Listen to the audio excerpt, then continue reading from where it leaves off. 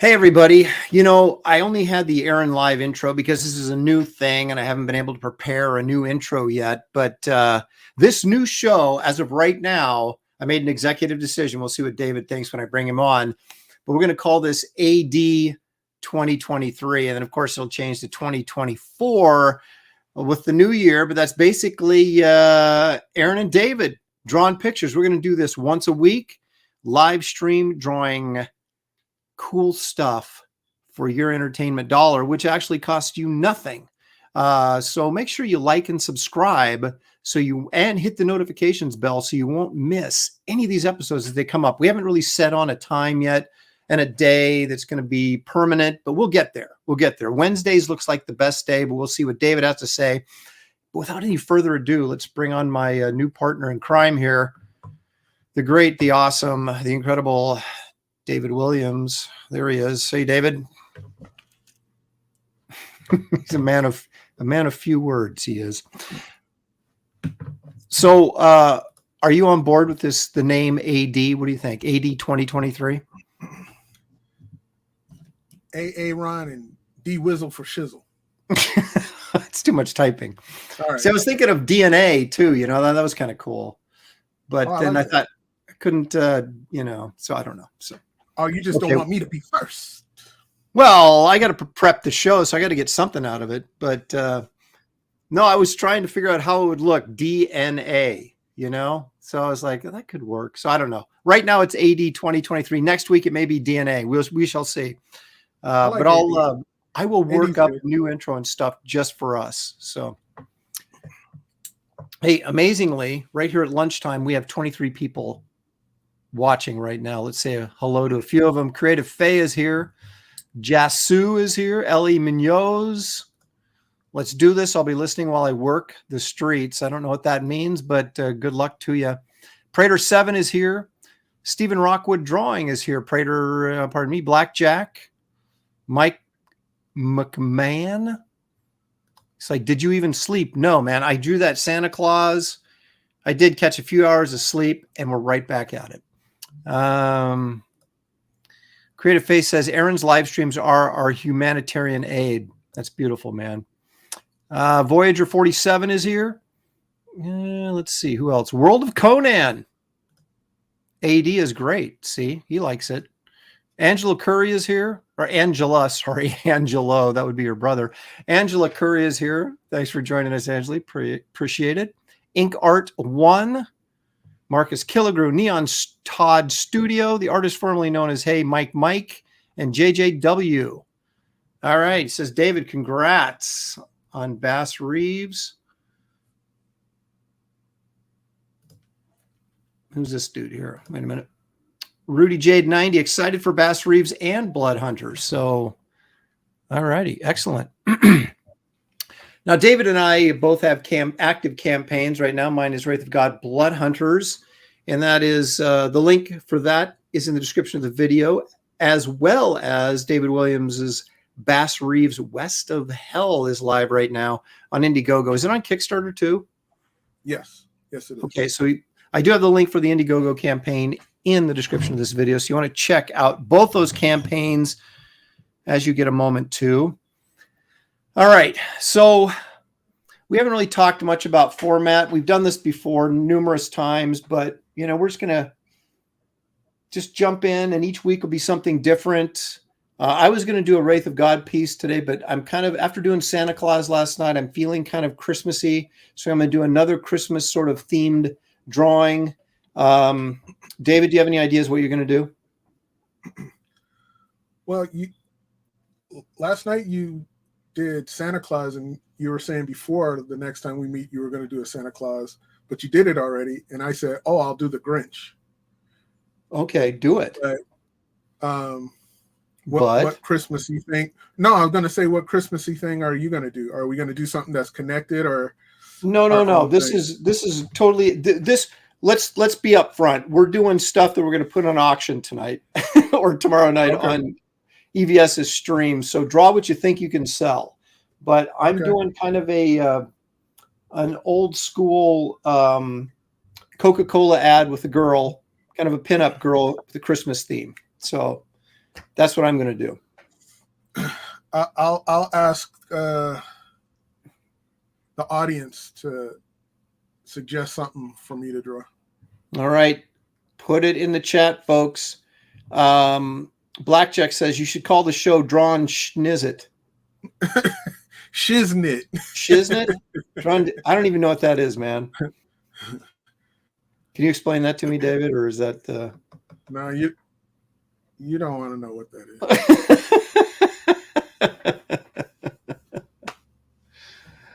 Oh, look at this. Sheeple Hunter says, I had a job interview today. If I get the job, I will buy both of your books. Thank you, Sheeple Hunter, and good luck. Let's hope you get that. Regardless if you back our books or not, we hope you get that job, man, because that's important, especially during these times. Angela Curry says, Aaron is so white. Geez, what was your first clue? I grew up in White, Oregon, suburbia. I did go to a high school with, I think, 3 black guys. And they were all Division I athletes, man. Oh, actually 4. And they all were Division I athletes. They turned out to be. So not me, though.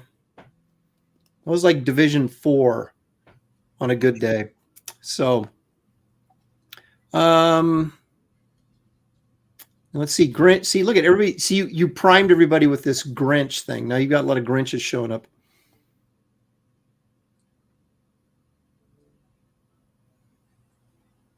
Great to see two. Let's see. Great to see 2 great artists in a show. Love both your artwork. Thank you. That's R3A C2R. That must say something, right? R3A C2R. CTOR. I don't know, but thank you. Was that it? Yes. Okay.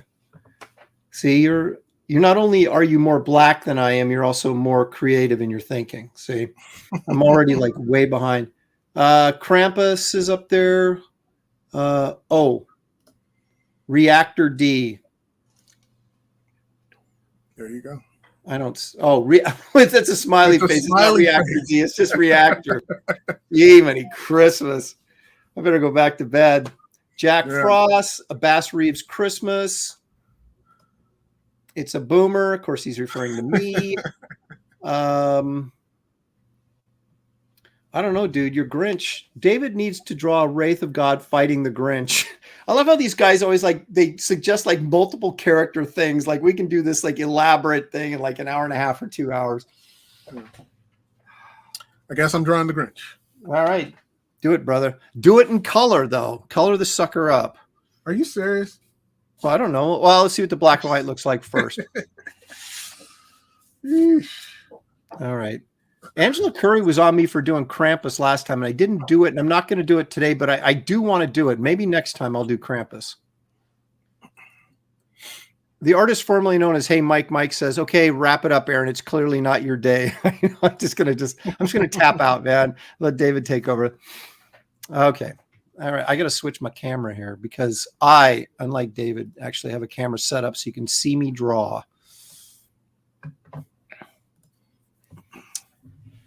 All right. Now this is what I did last night. Full color Santa. Just had a wild hair, man. Nice. It's like you should be doing Christmas cards. You know, I may be before long. That may be the only way I can make money. All right. Yeah, those people actually do make money, which is crazy. Dude, I have my own line. I have my own line of greeting cards that I can say I've probably broken even with. So maybe I'll push them a little bit hard. But the thing is, the price point on stuff like that is so low that you have to sell a ton of them just to make any money on it. And I've sold, a fair amount, but a fair amount is not a ton.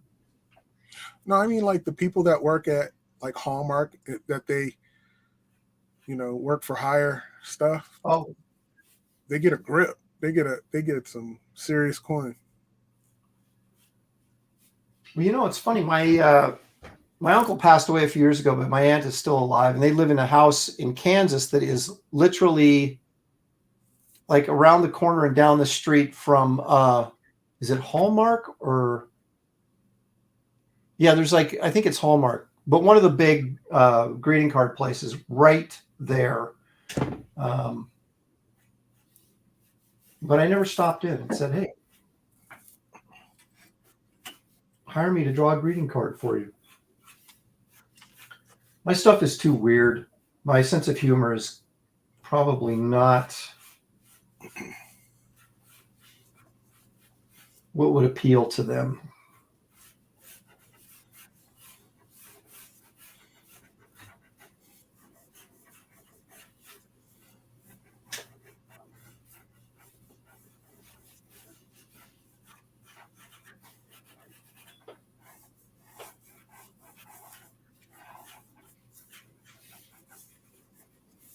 It's always hard for me to talk when I'm laying it out because it's like that. This is the part where I'm actually thinking.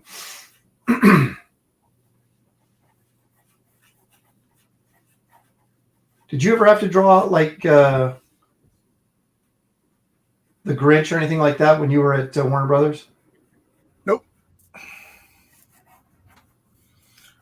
So it was all superhero stuff all the time? We hardly ever drew superheroes there. It was always stuff like Scooby-Doo and Looney Tunes stuff and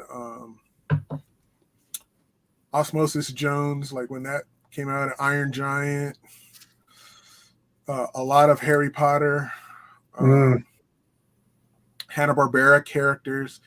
We were, creating stuff that could be used, and stuff is still being used to this day, like 20 years after I left that place. I'll see stuff if I go into like a Walgreens or a Walmart, and I go, oh, I remember drawing that. Oh, Jerome drew that, oh, I remember Frank drew that, just stuff still popping up. So they're still making money off of it to this day. So it was basically more Warner Brothers proper than. Yeah, we were trying to get the DC stuff, but DC was just absolutely not. We're going to get our own in-house artist, or it was Jim Lee, or they would rely on still as late as when I was working on there, Garcia Lopez, but then they started even bastardizing him, so they wouldn't have him do finishes. They would just say, hey, just do layouts. And then some other artists. I even had the unfortunate job of trying to make Garcia Lopez layouts look like Jim Lee rendering over the top. Are you kidding me? And I took that art and I finally met Garcia Lopez, and I went there purely just to apologize. And I was letting them know that it was me, that did it. And I was just like, look, I had to do it. And I showed him the art, and I said, remember this? And I could see his face. He was like, oh. And so I said, I'm here to apologize, And I said, look, I don't draw like this. I wouldn't have done this. I said, I liked your layouts so much, I would have even just printed your layouts. That's how cool they were. And I said, I would love to show you what I really draw like, and we had a nice conversation. It was so nice that I started getting choked up where, one of my art heroes was just painstakingly going over all my personal art, like the stuff that's mine. Mm-hmm. And he's so complimentary and such a gentleman. I was just like, wow. You know what I mean? Yeah. It's one of those things. It's like someone that you hold so high gives you such a compliment. Isn't that such a like a commentary on corporate, thinking? And it's just like you get Garcia Lopez to do the underdrawing because he's such a good drawing, but then you like try to dress it up to look like Jim Lee, It's just Yeah, it was heartbreaking. It's like whatever's the hot thing at the moment, right? Yeah. And it's funny, the only stuff that really, it seems like the stuff that stands the test of time is stuff that is not culture driven or fad driven, or whatever the most current hot thing is. It's like quality always seems to come back around. Mm-hmm. I'm not saying Jim Lee isn't a quality artist or anything, but it's just Jim Lee is really good at doing Jim Lee, but trying to emulate that, and trying to make people. Putting Jim Lee and Garcia Lopez, at least that rendering together, that's just like asparagus and chocolate. That's right. They're both good on their own, but boy, you don't want to put them together. Even though I don't like asparagus, I didn't either, but I've come to have an appreciation for it. So I do eat it. Yeah. If you put it in, like, if you soak it in like lemon juice, and then season it, and you can grill it, and that lemon juice soaks in and helps keep it from drying out on the grill. It's actually pretty good. So there you go. Next, whenever the sun comes out again and you feel like grilling some asparagus, there you go. There's your recipe. I don't like artichokes. I really can't stand those. My wife likes them either. And one night I made them for her, and I said, I got to make these in a way to where I could eat some of these. And let me just try them one more time. And I made this teriyaki soy sauce concoction, and it had some other stuff in it, and I let them soak in that for a minute, and then fried them up, not burnt or anything, like just so they just cooked through. Man, they were so good. And I put onions and all this kind of stuff in it. I was like, I'm doing this again. Well, that's the thing. If you dress up anything nice enough, it eventually is going to be edible. Did you ever eat at that? I can't think of the name of the place, but it was in Burbank, just down the street from DC where DC Comics offices was. There near the Warner Brothers lot. It's like Dan DiDio would always, like, we go into town, he'd always take us there for lunch. It was just literally a straight shot, a couple blocks from the DC building there, and I hated Brussels sprouts, and they had Brussels sprouts on the menu there, and Dan was like swearing by them, and they were good, man. And so that just changed my whole perspective on Brussels sprouts. But I wouldn't eat them just like steamed or anything, but I will eat them now if they're cooked right. And so we got the recipe and all that kind of stuff. So every once in a while, I'll do Brussels sprouts, and they're pretty good. So there you go. Look at you. Gotta look up Grinch reference. You should check out Peter DeSev's Grinch. In fact, maybe I'll dig it up. It's really cool. Okay, all right. I won't show it. Well, you should be influenced by a little bit by Chuck Jones, don't you think?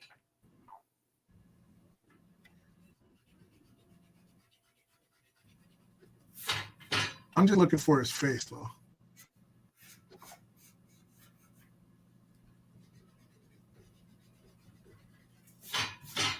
I've got. I saw these drawings of that Peter DeSev did of the Grinch, and they so inspired me that I did like a couple pages in my sketchbook of Grinch drawings a couple of years ago. Still love them. I was trying to talk Malibu back in the Ultraverse days. I was trying to talk them into doing a comic book adaptation of the Grinch. And they were like, well, it's already like a children's book. Why would you turn it into a comic, you know? And so I couldn't talk him into it, but they have a new horror movie coming out with the Grinch, like a hardcore like slasher film. seriously? I'm like, dang. Yep. Vero Frady says, I'm old, still loving Rockwell's Christmas. Yeah, me too. There's that sort of Americana, right? That we all sort of, I don't know if it actually ever really existed, but it's sure nice to kind of daydream about. Creative Face says, I do holiday cards too, but I don't sell much. I do the holidays with a horror twist. Well, that may be why you're limiting your audience.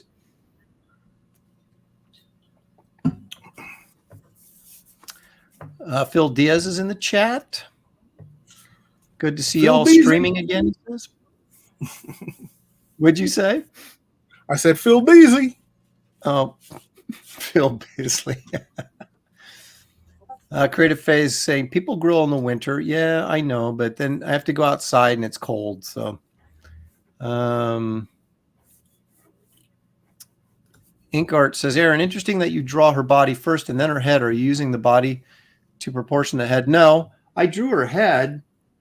You maybe didn't see it. I did it in blue line. I did. That's what I base everything on, is the head shape, and then I do the proportion to the body. But I had the neck too long, so that's why I ended up erasing and moving it down. But yeah, generally I draw the head first. See, there we go. Great. If a comic of the Grinch would be awesome. Now so if they're making this horror movie out of the Grinch, I would think they would have to get like licensing agreement from the Dr. Seuss estate to do that, wouldn't you think? They probably do. I mean, I suppose money talks, but it's kind of like, I don't know if I'd be on board for that. You know, if that was my property, that I'd let them do that. Cha-ching changes a lot of people's minds. Yeah, you're right. But I mean, something like that, you kind of feel like this is not going to be a big hit. No, I don't even think they know their audience. So yeah, I don't know. I don't know that I would let them do it. But it is funny how, you know, when kids or whoever take over estates from artists, or, you know, they don't have the same sort of, I don't want to say integrity, that's not very nice, but they don't have the same view or reverence for the material that maybe the artist would have had. It's like waiting for Calvin and Hobbes to become like under different ownership, and then they would turn it into the Calvin and Hobbes like slasher film or something. You know, what's his name? Bill, is it Waterston? What? Watterson? Yeah. I mean, he didn't want any sort of exploitation of that stuff at all, other than his, you know, just the strip, which I thought was interesting. It was, I mean, I'm not that much of a purist, you know. I'd be okay with Calvin and Hobbes, you know, coffee cups or whatever, and, you know, socks and PJs and things like that. But he was like, wouldn't let any of that stuff out there. Basically, could have made millions on it. I'm sure he did okay just through syndication and, you know, reprints of his strips, but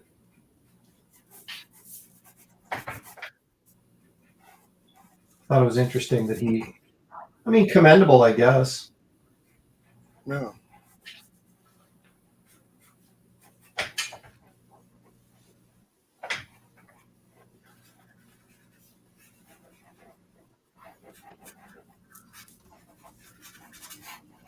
I mean, a lot of us are in this for the money. You know what I mean? It's like the whole idea is how can I monetize my artwork? You know? Yep.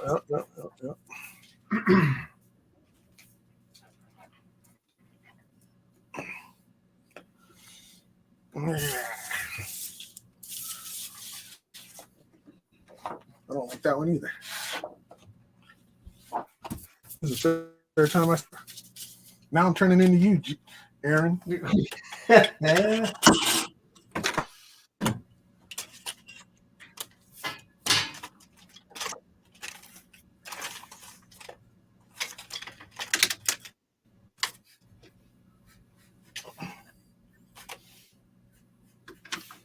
pressure's on, man.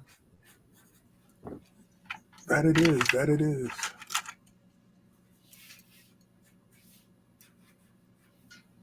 All right.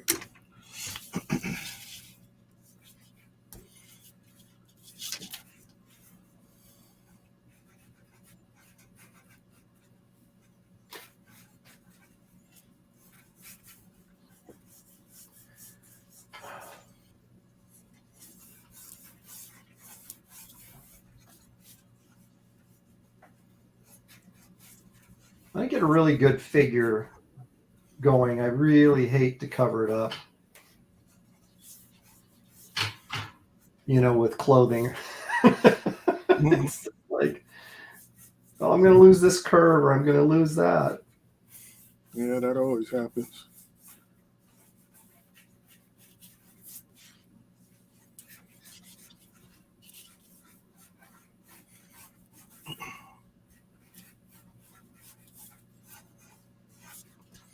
We always lose something from the loose sketch. Yep. When we're tightening things up.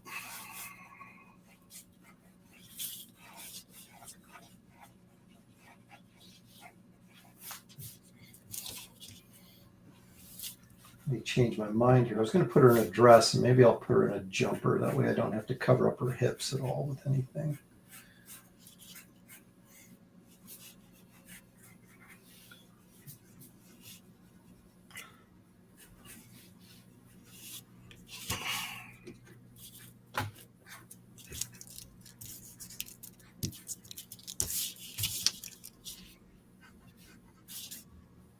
No.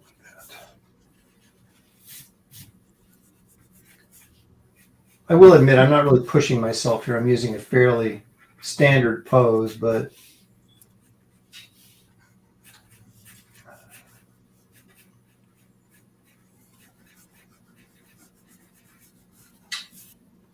I don't want to spend 4 hours on this either, so got to keep the show moving.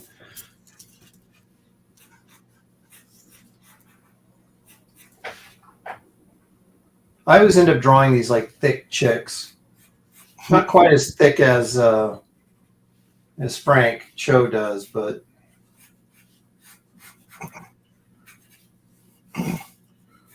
We have thick chicks in our lives. that's right. Yeah, that ain't gonna work either.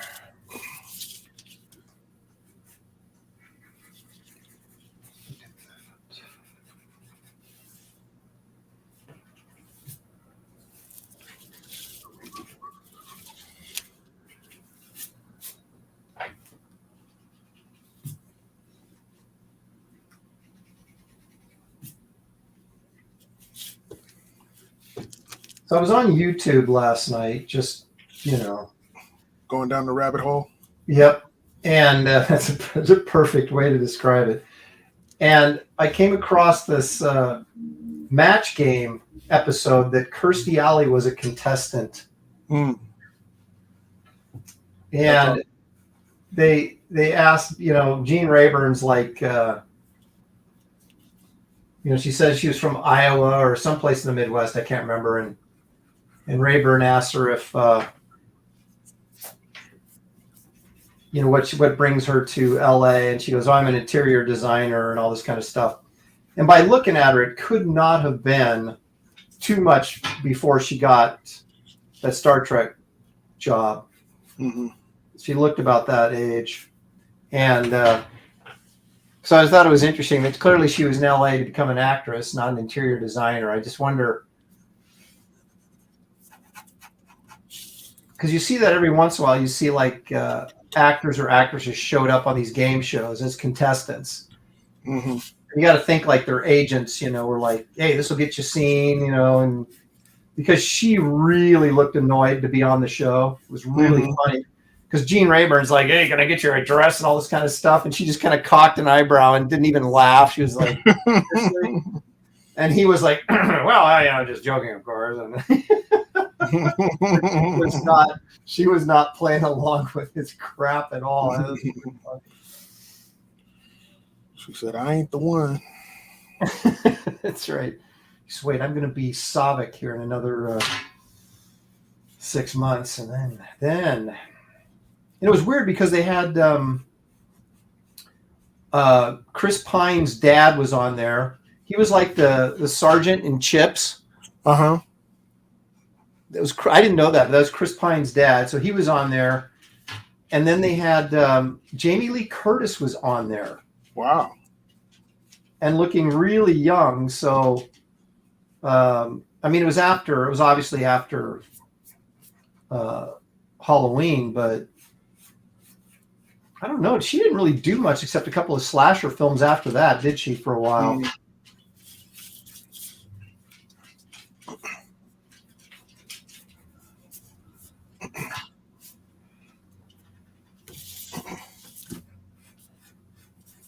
Billy Tucci's favorite, Charles Nelson Riley, was on there, as always.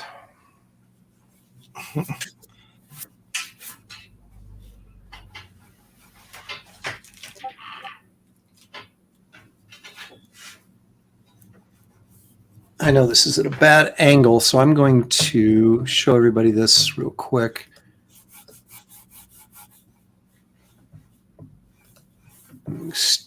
Steal the solo layout here. So there we go. Hold on, I gotta see.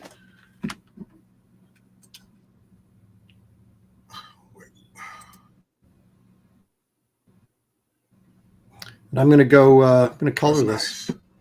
Nice. Thanks, sir. Nice. I'm going to color this.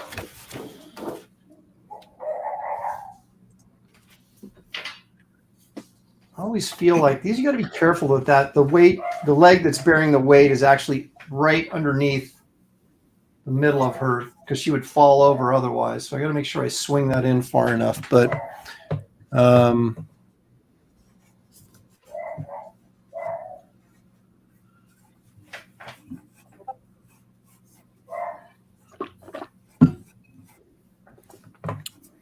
dude, if that Grinch turns out cool, I may bid for it.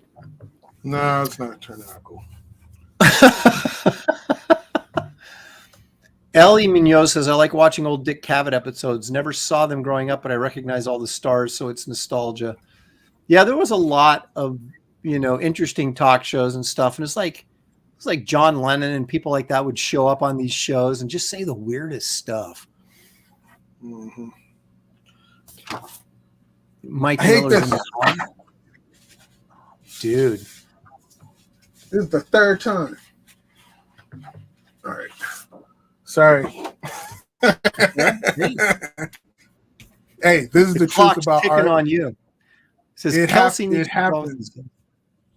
The truth is, this happens.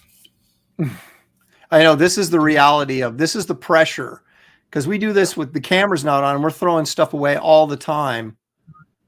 Man, and using profanity we shouldn't, like nobody's business. Sequential Treasure says third time's a charm, bro, Hawk. Hey, look, there's Kelsey right there. Hey, awesome. Hope you like it. What's he talking about? I don't know. People are talking to him in the. Got some cool DC paper. No, he's saying Kelsey says needs more fat. He must be talking to my chick, about my chick.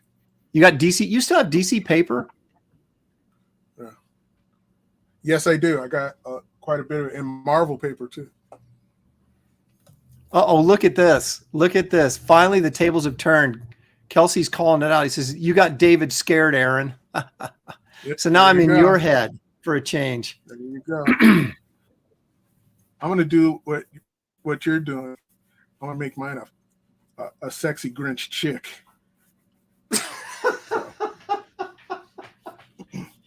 With a big juicy booty. There you go. Yeah, you in trouble now, bye. All right, we'll in see. Trouble now. We will see.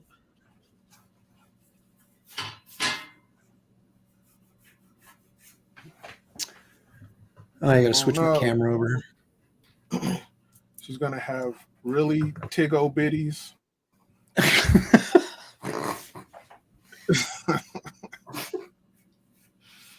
Okay. All right, there we go. I had to get this leg over farther because I just didn't feel like it was. This one's for Kelsey.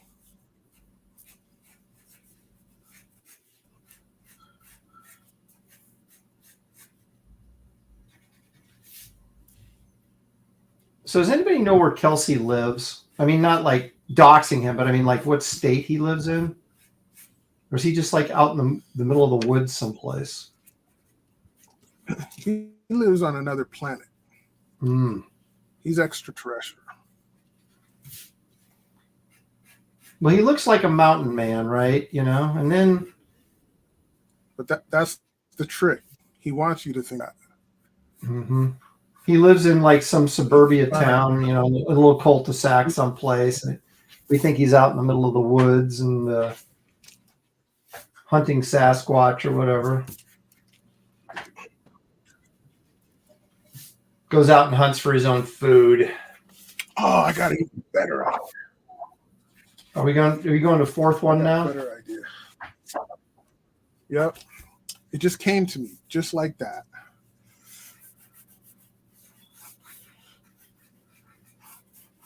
True inspiration.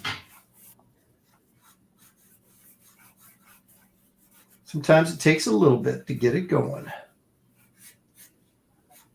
Mm-hmm. All right, there. Now I feel like I got her weight distribution is correct. So yeah, I'm going to go in and work on this face a little bit. Make sure I've got what I want there before I start inking this.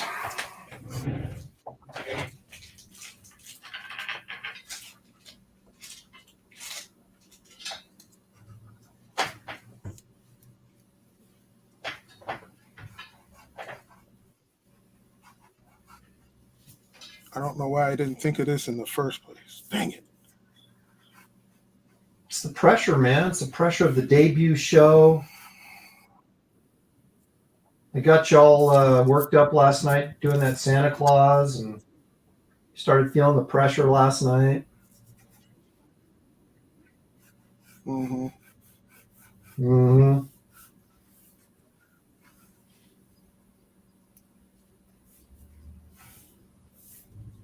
I think next week we should. Well, let's see now. Are we going to be? What is Christmas? Is it Saturday or Sunday? Let me see here. Christmas is on Sunday. So yeah, so we still have like a week. We can do an episode next week without like landing on Christmas. So we can still do one more Christmas episode before. But I do want to do that Venom Spider-Man piece, the combo piece.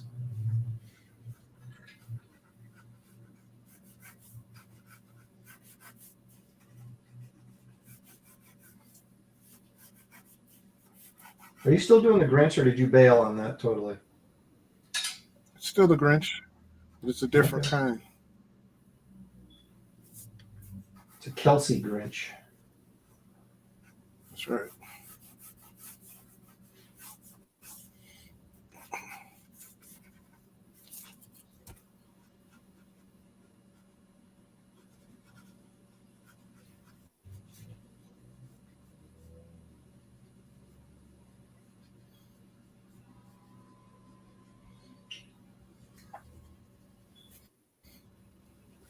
You want to make sure we show off that Iron Man piece too.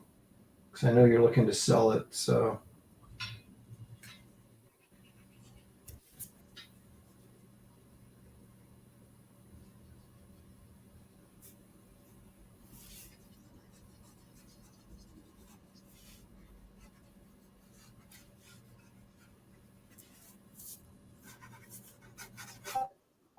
I got all of my sketches. I had a stack of them here. I got them all sold off, including the John Malin portrait.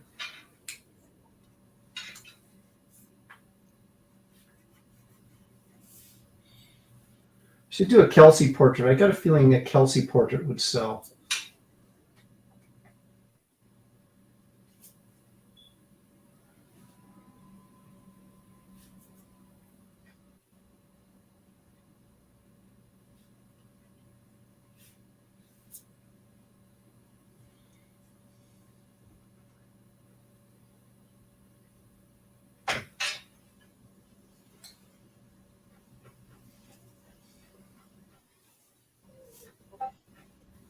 No matter how careful I am with these pieces, you work on it, you look at it, and you think, okay, this is perfect, got it. Then you ink it, and then you look at it and go, what the heck? How did I miss that? And that's too late. Never fails.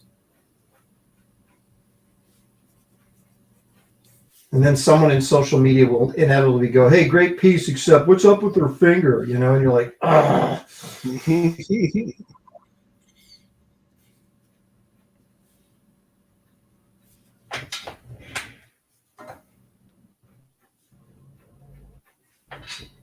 had some guy on DeviantArt, and I'll throw this to the chat. You guys tell me what you think, if I was being a dick or not. I posted this John Carter piece. Well, actually, it was a Deja Thoris piece with a white ape. And, you know, you post it on there, and most of the time, at least I think, excuse the dog, there's like there's online etiquette, right? Or there's just etiquette in general, where someone posts a piece of art and maybe it's not that great, or maybe you see something wrong with it. That's not an invitation for you to be suddenly become an art critic, right? You just like it or you don't like it, or you just, whatever. But you don't offer up your criticism of it without being asked first, right? I mean, isn't that pretty standard practice? Yeah. Okay. So you would think, but we're in a different time. Well, somebody must be delivering something to the front door. Okay, so I post this piece, right? And the guy says, something like, nice piece, but all right, thank you, mother. Somebody. Yeah, I got it. Okay, I got it. Okay, all right. All right, take over the show, David. I'll be right back. So, hello, everybody. My show now. Just letting everybody know that I'm better than Aaron. I'm the best artist in the world. And yeah, that's it. No, I'm just kidding. Honestly, I'm glad to be a part of this. I hope to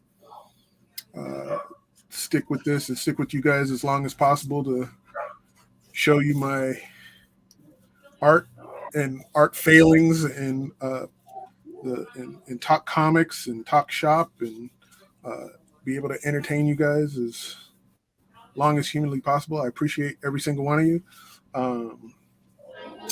And support Aaron's book, Wraith of God. It's an awesome endeavor. He worked his butt off. Check out Bass Reeves, West of Hell. Check out just all independent creators' books. Give it a chance.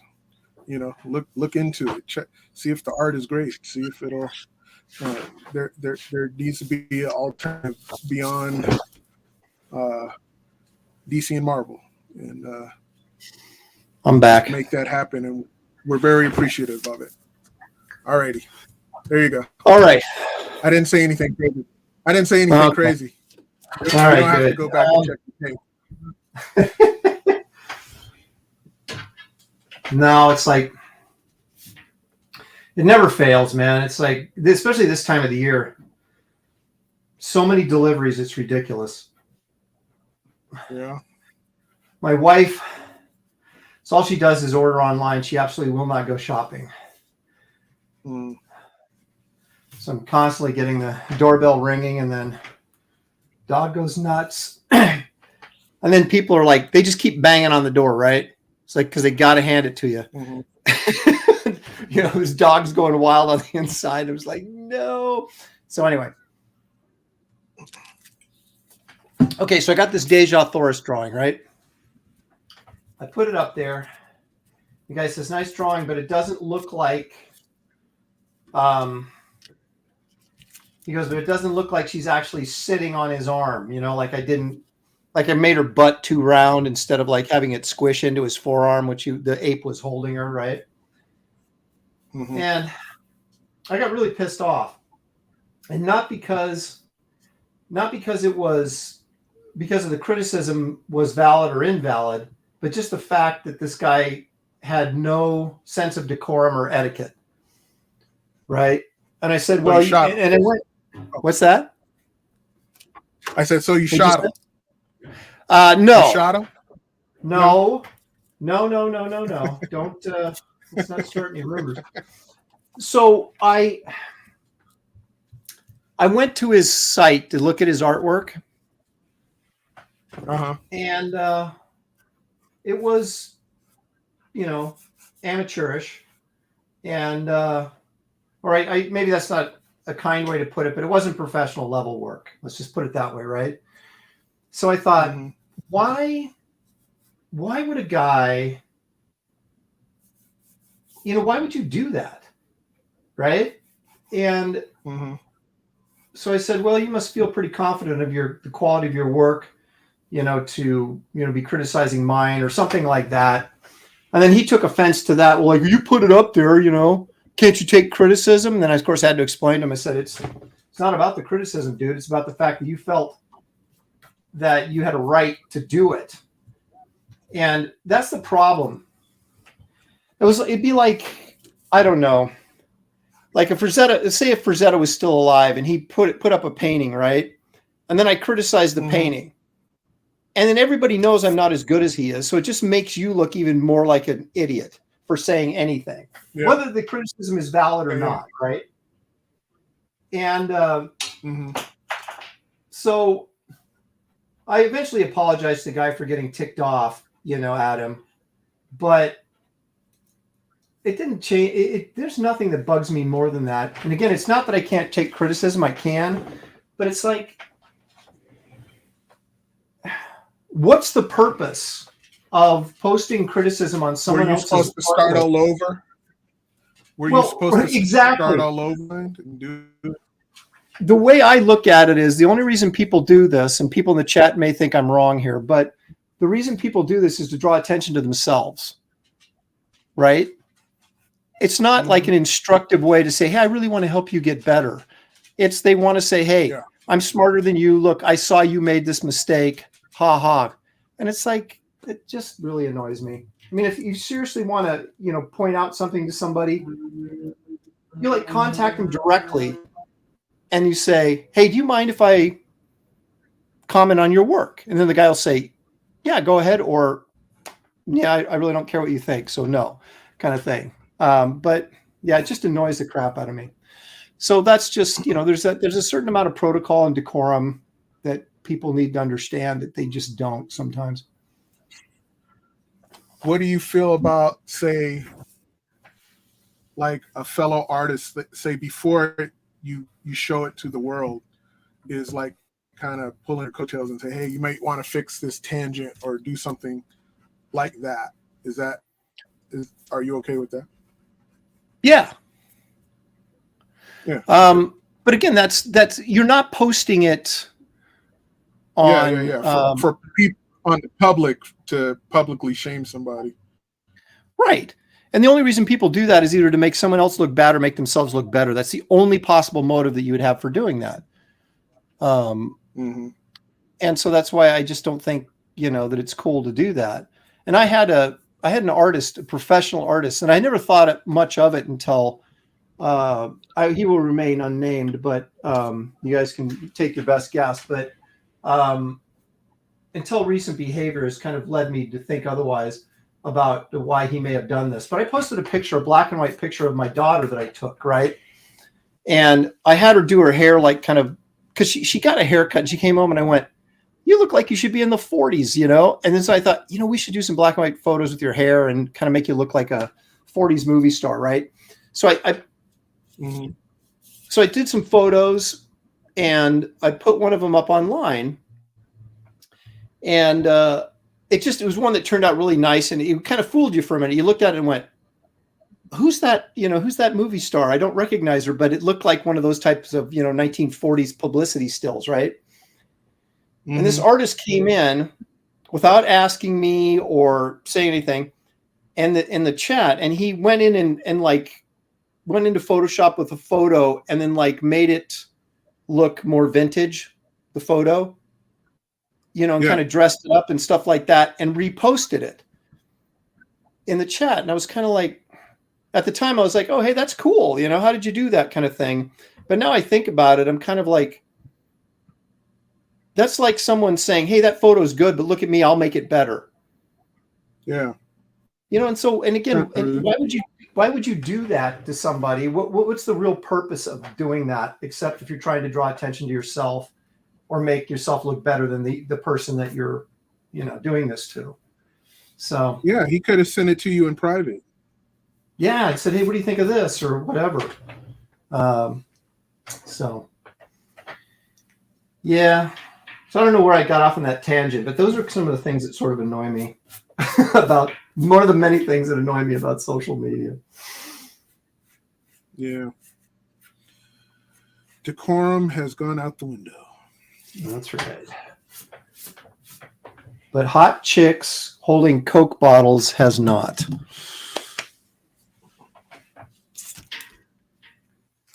Okay, I'm going to show this to you again, big screen, for the purpose of... Oh, Vero Frady sent me $5 with no message, but thank you for the $5, Vero. I appreciate it. Very kind of you. Dearman says, I didn't know Aaron had so many anger issues. They're just, I'm like one of those, really sort of even keel, complacent guys, but there's certain things that trigger me. And I just go nuts. And usually it has to do with how people treat other people, that just really annoy me. Okay, so let me show you what I did with this leg here. I moved her right leg farther underneath her. So her head and her foot line up so that that weight distribution works better. Oh yeah. That's real nice. So anyway, so that's what it looks like in perspective. So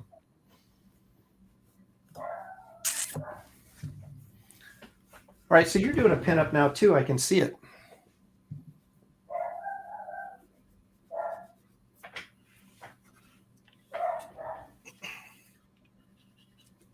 I always draw these women with super long arms. I don't know why.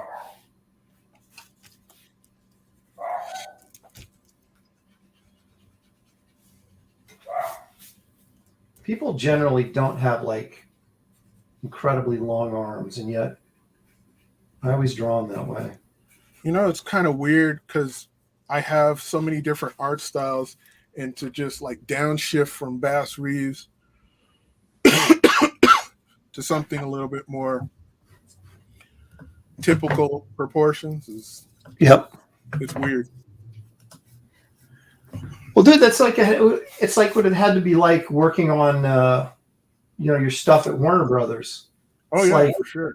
you get into that mode and you're doing a certain style and all that kind of stuff. And I mean, think about that. It's just like you'll be doing something for like months in one style, and then they'll say, "Okay, stop that and draw Scooby Doo." You're like, "Whoa, wait, what?" and it has to be on model, and it has to be this, and we need about 10 of these or 20 of these. Yesterday, that kind of thing. You're like, damn. Well, I used to do Warner Brothers. Like I would do certain scenes from Warner Brother, like Daffy Duck cartoons or Bugs Bunny cartoons, and I would have to get out for like prints and stuff, back in the day. And I would get out like Chuck Jones character sheets, and then sort of learn the Chuck Jones isms, if you will. And and then after a while, you'd be able to like put those characters in basically any position or expression and capture the Chuck Jones's style. Yeah.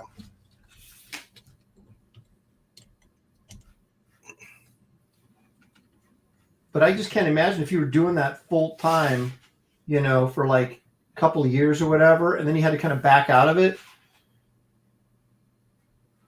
Or even doing, stuff for Bruce Timm and having to work in Bruce Timm style. Yeah. And then, sort of kind of find yourself again. Does that work? Oh, that's cute. I like that. Yeah. Let me go. Hang on a second. Let me go full screen with you there. Okay. So it's like a petty type thing. Yeah, she's got big kazongs, so that's good. Look at that. Kelsey. Yeah. Oh, dude, you got a sale right there. Yep. Right. Do it. All right. See, Past Master Dan says David's has a Chuck Jones vibe to it. So, Comic Kelsey says these old guys can only do one thing at a time.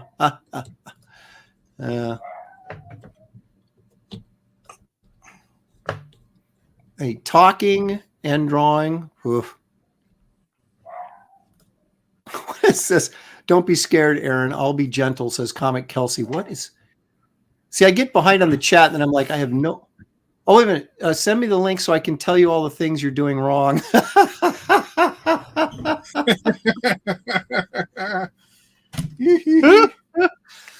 Kelsey, you can come in, but you got to draw if you come in. I'll send you the link. He's all, see ya. He's all, bye-bye. Yeah, I know. So if you want to come in and draw, you can come in. But if you don't.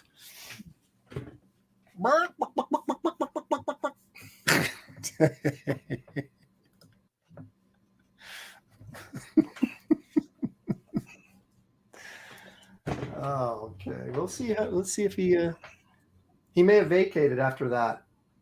Yeah, he did. Kelsey has left the building. He's all, see ya, wouldn't want to be ya.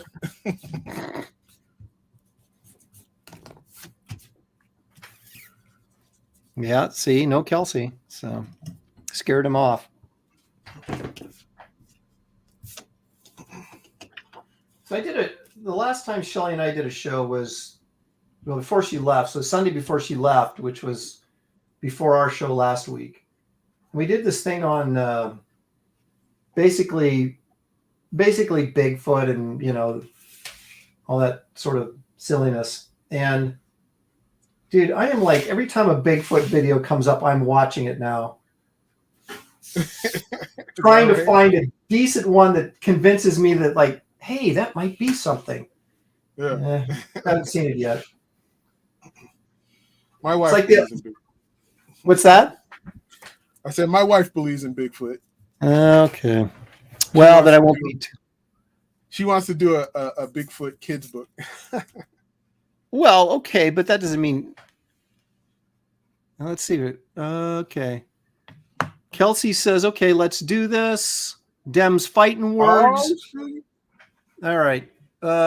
Kelsey, where can I send it? Are we friends on Twitter? Let me see if we are. Twitter. Yeah. You better be. I don't really pay attention to who I'm friends with and who I'm not. And sometimes I think I'm friends with people and then I'm like, not. I'm like, how come I'm not following this person? Oh, we do follow each other. How about that? All right. I'll send him a message. I'll put it in your Twitter. There it is. Okay.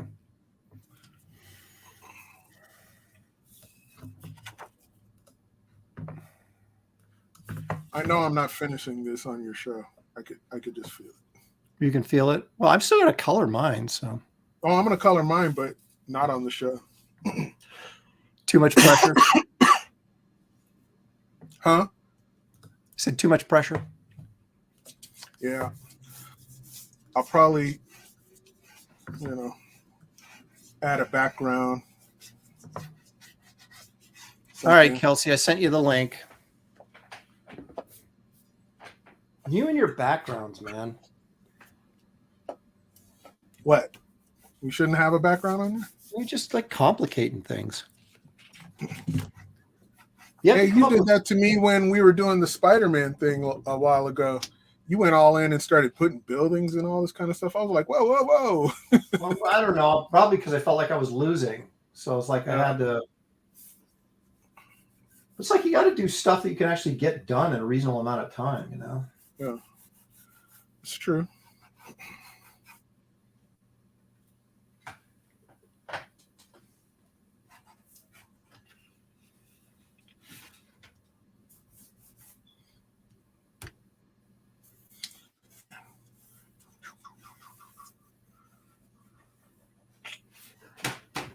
I got to check and see if I actually ordered Nora's Saga. Oh, there he is. Ladies and gentlemen, Kelsey Shannon, there he is. You're silent. Shizzle for shizzle. All right, I'm good. I'm good. Okay, all right. I had to get my audio squared away like a professional. See, you got those like rustic bookshelves behind you. I just feel like you're, out in the woods someplace, but you're probably not, are you? No, I found those in the trash.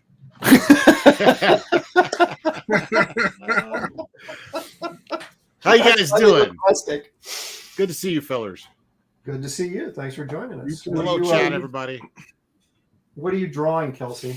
I was actually doing some coloring, but if the obligation is to put you guys in your place, I certainly can. If it's I'd love to see it.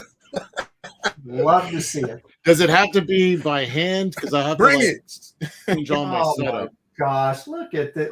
No. Yeah, all you need is paper and a pencil, and I think you can probably do it. Okay, it's not. All right, I guess I could do it and then hold it up. All right, let me do that. Yeah, we'll do that. What's the theme? Just Christmas ladies? Well, it doesn't have to even be Christmas lady. He was going to do the Grinch, but he kept working himself out of it. So, all right, let me do what he couldn't do. You could do Santa. You could do elves. You could do whatever you want. You want to do a Christmas chick? Do it. All right, let me. I'm going to set up my camera so you can see what I'm doing. So give me 1 sec. That's good. I'll join the party. That's right. So I was going to talk to you because you guys were talking about people saying, what was it, coming up and just saying, oh, that's not good. Here's how to do it. Or making judgment calls on you, even when they're not all that great. But when I started, I was a real loudmouth, man. I used to I'm like, people would say, your stuff looks like Gary Frank. I'm like, Gary Frank, he sucks, but of course now I see the error in my ways because I'm like, actually, he's pretty amazing. So now I feel like crap as an old guy. And I did that to John Cassaday as well. I was like, oh, John Cassaday, but then, he came up to me at I think it was like a Dallas convention, and he sat on the edge of my table and just kind of looked at me, and I was like, oh man, he knows, he knows I've been talking trash. And he was like, hey Kelsey, what's happening? I was like, he even knows my name. Oh my God, he knows where I live. But then he ended up being one of the nicest people I've ever met in comics. I flew out to New York and he met me, took me to Marvel and DC. Just one of the most interesting and nicest individuals I ever met. And I still feel terrible to this day about how I, callously, rated his artwork. And because like now I look back on it and I was like, I see things with my more mature eyes that I never saw as an amateur. And I'm like, wow, okay, I had it so wrong. So now I hold off judgment and I don't make, flash judgments like that because, often I reevaluate myself and reevaluate the things that I used to take for granted. And I judge hardcore. You do what? You judge hardcore? I said I judge him hard. I judge him because he's an art. David just doubles down, man. He doubles down. He stole some of my art when I was working at Consumer Products and put it in his Batman book. Oh, well, that brings up an interesting topic. I'm curious where you guys would fall on this whole AI thing, because the argument is that it's sampling all these other people's art. Well, hold on a second. I mean, I don't really care how it looks. It's the moral implications that they're trying to bring up in regards to using it, because it samples artwork all over the internet and cobbles it together into something new. Yeah. And from my perspective, that's not all that dissimilar from what I do. And what I've always done is like, I'll look for, examples of how to do a thing and I'll incorporate it into my work. So I'm not really sure how that argument flies. And I'm curious what you guys think. I agree with you. I came up with that same. We had this discussion on someplace, and I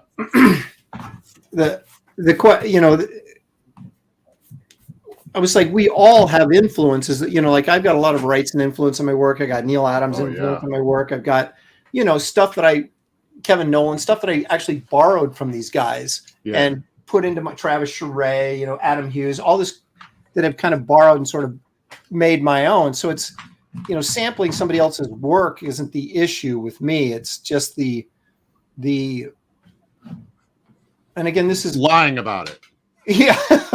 Saying I hand painted this and you did not. You did it with the AI, even though, well, it's the deception, right? It undermines, I think, and this is old guy get off my lawn talking, but it undermines all the hard work that we put in over the years to get where we're at, and then allows someone who can't even draw to piece together something and put it and say, hey, look what I created. And you're kind of like,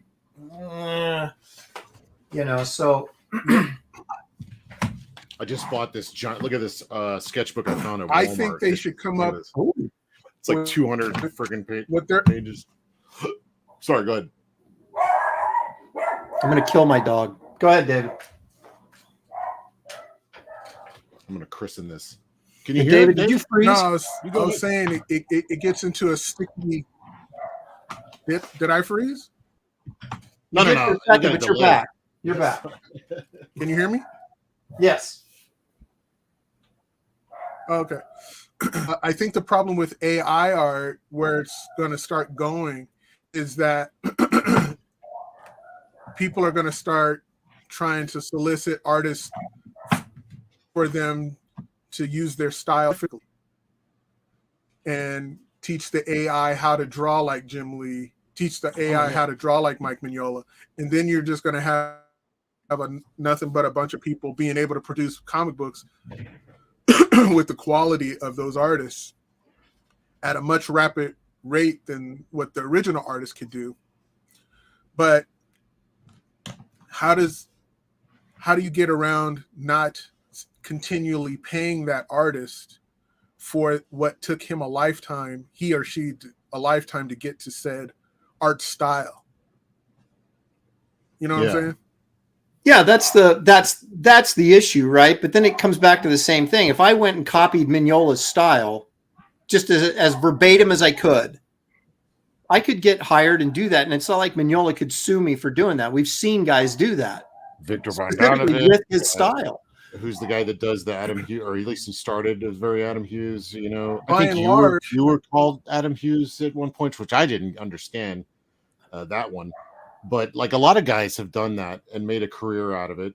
You know, Right. So yeah, I mean, I was a Michael Golden clone for a long. Actually, I was a lot of clones of a lot of different things over the years. Right. I mean, we all have been, right? We all went through our phases where you're totally into Golden, or you're totally into Kevin Nolan, or you're totally into Adam Hughes, or whoever.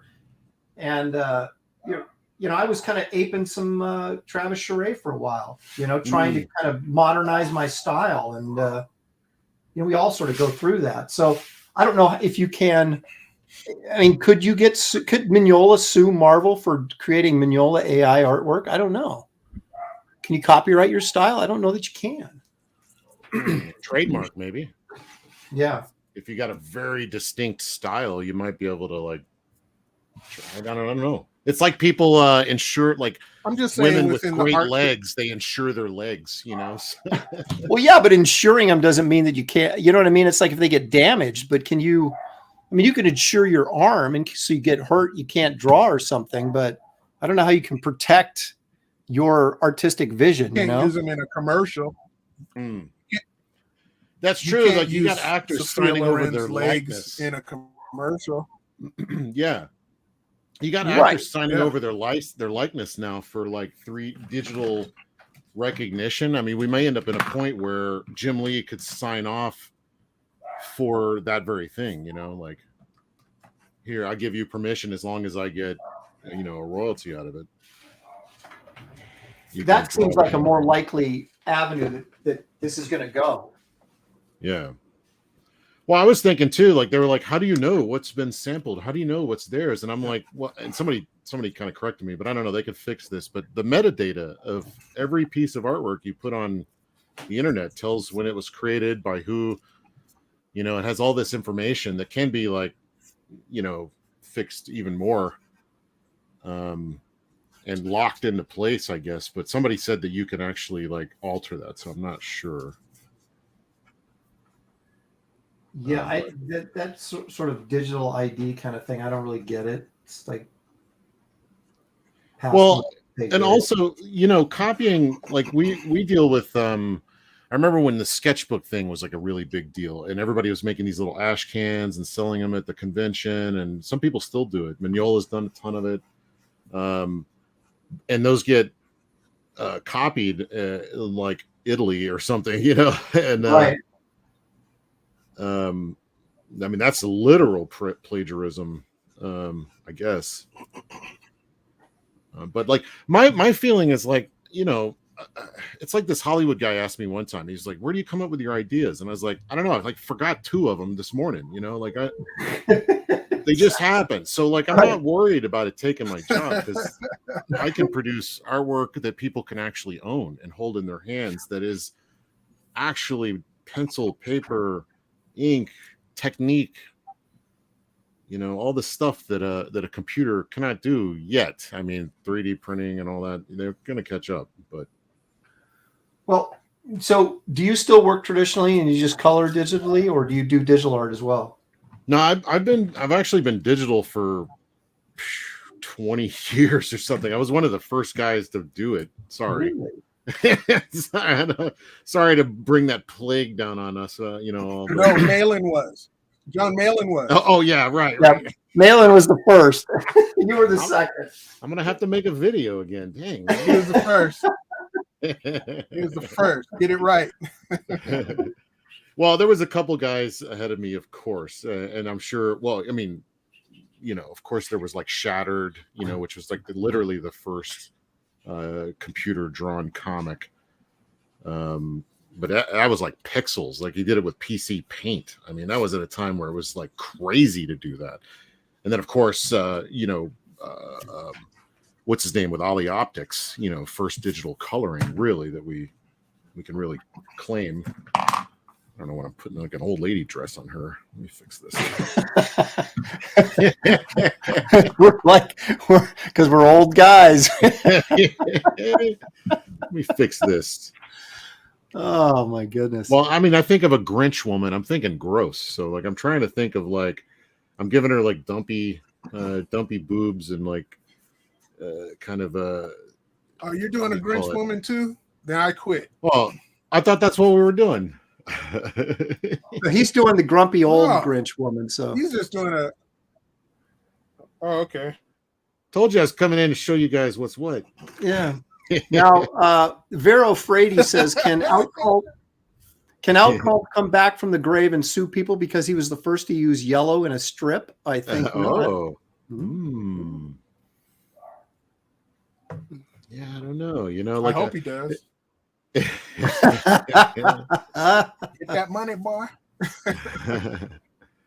Yeah, it's I all I know is that it just seems a little crazy, the reaction to it. I mean, I'm not like 100% happy with it, but I'm certainly not scared of it because I'm one that's embraced technology from day one. You know, I did the digital coloring. I was like, man, if I can draw on this thing, I won't have to have paper because this stuff gets expensive. You know, when I was a young man with no money and everything went to rent, you know, I'm still digital was like a great option for me. So same thing with like 3D technology where people are using SketchUp. I remember it was Rob Haynes, Stelfreeze, me. We were all discussing this. I think Rob might have been the first one to actually do it. But we all acknowledged that this could be dangerous in the wrong hands. We're going to end up with a lot of really stale looking comics. So we didn't tell anybody for a long time. But it got out. You can't hold that stuff back. Well, so you've been doing digital for, would you say, 20 years? Just about, yeah. I did hand stuff before that. I started as an inker, so with brush, and somehow I had a knack for the brush, and I used to have people coming up to me. It's like, what? Who are you? I'm like, oh, hi, I'm Kelsey. And they're like, no. Who are you? You know, like, how do you do this with a brush? I'm like, I don't know. Steady hand, maybe? I don't know. So I was kind of lucky in that regard that I kind of got to break in with inking. Well, but my point is, or my question is, ultimately, do you miss not like having original art to sell? Well, not necessarily to sell, but like for the last couple of years, I've been getting back into doing it by hand, and it was rough to start off. But as soon as I really got back into it, it was a frustration with digital because I was feeling like I was actually moving, like I could do it faster if I just did it by hand. I was starting to have those thoughts. So it was like, when I got back into it and I got penciling, it was a real struggle at first because I didn't have undo and all that. But man, when I started inking, started throwing that ink around, and by the end of the day, my hands were covered in ink and white paint, and like, you know, and then I started bringing in watercolors again. And there's definitely a primal connection to drawing by hand that is missing from digital. And like, I felt it like a wave rush over me when I got back into doing it by hand. So now after I'm done with whatever I'm doing, I'm going back to, especially now with the AI stuff, I think it's important to hang on to this stuff and to do it by hand, just for our very souls, really. So yeah, it's so weird because my whole career, selling artwork has always been part of my income. Oh, right. That I couldn't live without. And so I never, when all this digital stuff came along, it wasn't so much that I hated digital art. It was that I was like, well, I'm going to lose 25% of my income if I do this. So it never made sense to me. Now, granted, you have to be working on books and have stuff that people want to buy. But yeah, I look at guys like, and I've said this before, like Jorge Jimenez or George Jimenez, however you pronounce his name, Batman artist.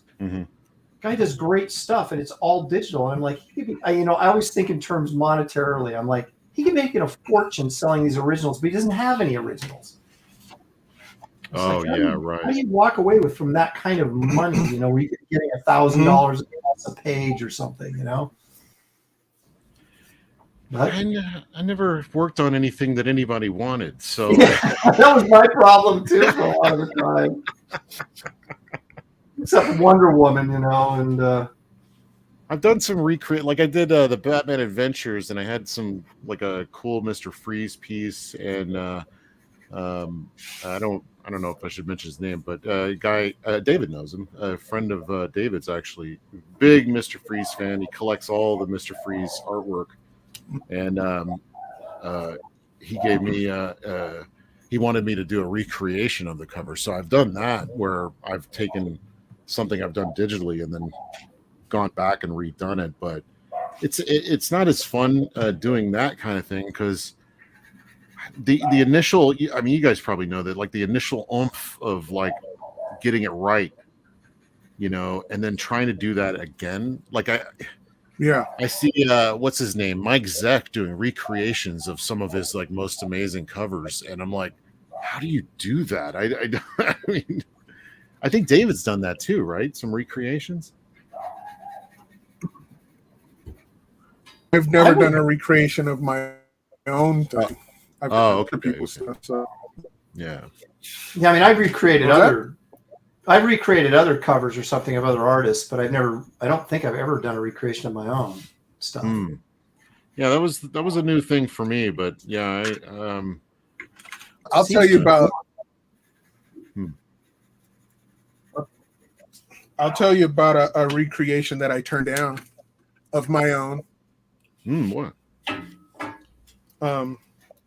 I did a poster for Shaquille O'Neal because he won his first with the Lakers. Yeah. And I was working at Consumer Products, and they had us do a poster for him, like congratulating him on his win, because Shaquille O'Neal's manager knew the person who was running Consumer Products, and so he wanted to give him a gift, and he goes, "Oh, I got some artists that could do something for him." And Jerome initially turned it down because he was sick of doing those jobs. Mm-hmm. And so it landed on my desk, so Shaquille O'Neal's favorite character is Superman. So I had,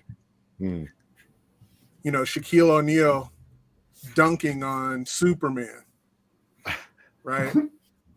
And it was poster size. It was huge. The original got this other world famous painter to paint it like the original. Yeah, the David Bird. It was awesome. Jerome helped it a little because he did the word balloon and the text. So he was a part of it somewhat. And so I did this piece, and Shaq loved it. He had it in one of his rooms, mini rooms or whatever. I don't know if he has it. And then I got to him, and he was making a rap album at the time in LA. I think it was Sunset Studios. So I went over there to go see him. And when I walk in, I turn the corner, he's there just sitting down, almost kind of like, remember the bar when Bruce Lee walked in on him and he was sitting in that chair? Yeah. Straight at him and stuff like that, this giant. Yeah. And Bruce Lee looked like the same size as him as Kareem was just sitting down. That's how I looked next to Shaq. So he's sitting down and you're still at eye level. So you're the one who did this art, huh? Yeah. He's like, so you did this art, huh? Yeah. And I'm like, yeah. Putting his hand out to shake my hand, and his hand wrapped around mine like I was a baby. and then so we start talking, and I start teasing him. I say, when are you going to do another Kazam movie? Oh boy. And he gave no laugh to that one. I was just playing. And so we started talking talking comics and rap and all this other kind of stuff and music. And I said, oh, yeah, I brought my portfolio if you want to check it out, the other kind of stuff I do. And so I had all this Robin covers I had just did for Mark Chiarella before he took me off because he promised them to Jason Pearson because Pearson apparently had them. It doesn't matter. But I did some. And I did one with Superman on it.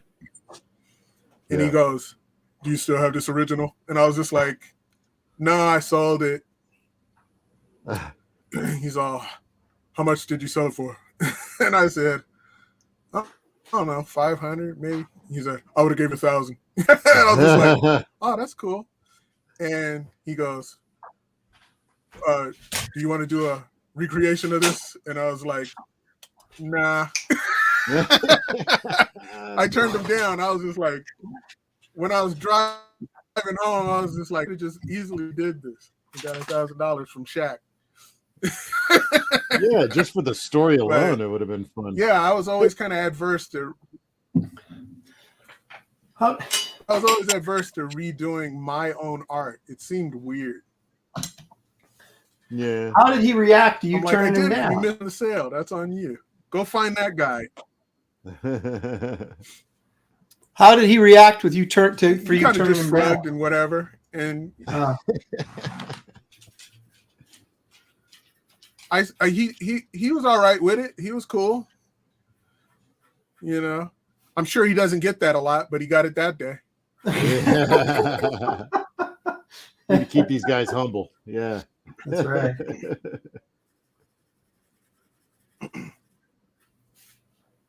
All right, you guys. But he's done? a very nice guy. Very nice. No.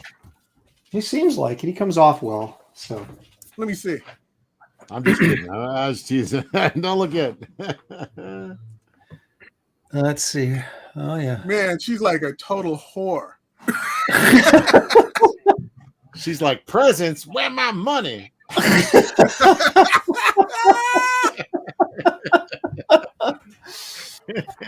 Oh, I guess you showed us. It's something I learned from Malin. You know. Yes, he did. Don't try to compete with high-end art. Well, I don't say that. He would never agree to that. No, he'll just draw like a picture of like a penis and win the crowd over, and everybody laughs and he wins. Yep. it's all technique. Yeah, he knows. I give him credit. He knows how to work the crowd, man. That's for sure. Yep. Nintendo Ginger says, "Love your work, David."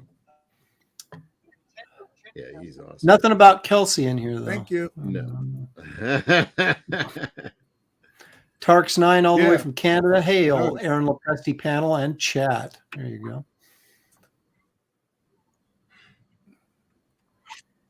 Let's see. Go ahead. Sorry. I was going to say, Vero Frady says, digital art is for guys that sort of paid attention in high school art classes. Just saying, prefer effort and creativity of traditional. There you go. Phil wants to know why David Williams has the coolest glasses. Says cool. David Williams is like the Rodman in the film Double Team.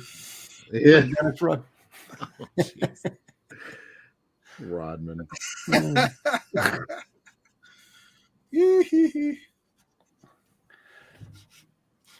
All right, David, how's yours coming? You gonna share a little bit? Let's see. Let me take a look. I'm gonna finish mine later. Well, you gotta, no. You gotta show what you got, man.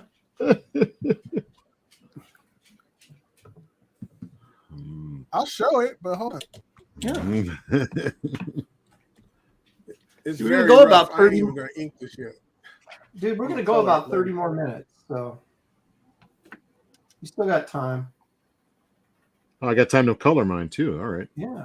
See, I'm not putting anybody on the clock, but we got about 30 more minutes, so you still got plenty of time. We'll see. Oh, is that? Yeah. All right, let me go full here. Hang on a second. It's coming out of the chimney. Yeah. Oh, little saucy Grinch girl. Look at that. He's got those. Look at those big Grinch toe, feet. Like, love that. And those Grinch fingers on the. That's great. Okay, I'm gonna steal that. I'm gonna steal that. Okay, all right. Okay, got it. Yeah. Thank you, David. You ain't saying nothing. That's definitely top 3 of the 3 we have going here. So. Yeah, you're third. Sounds like third.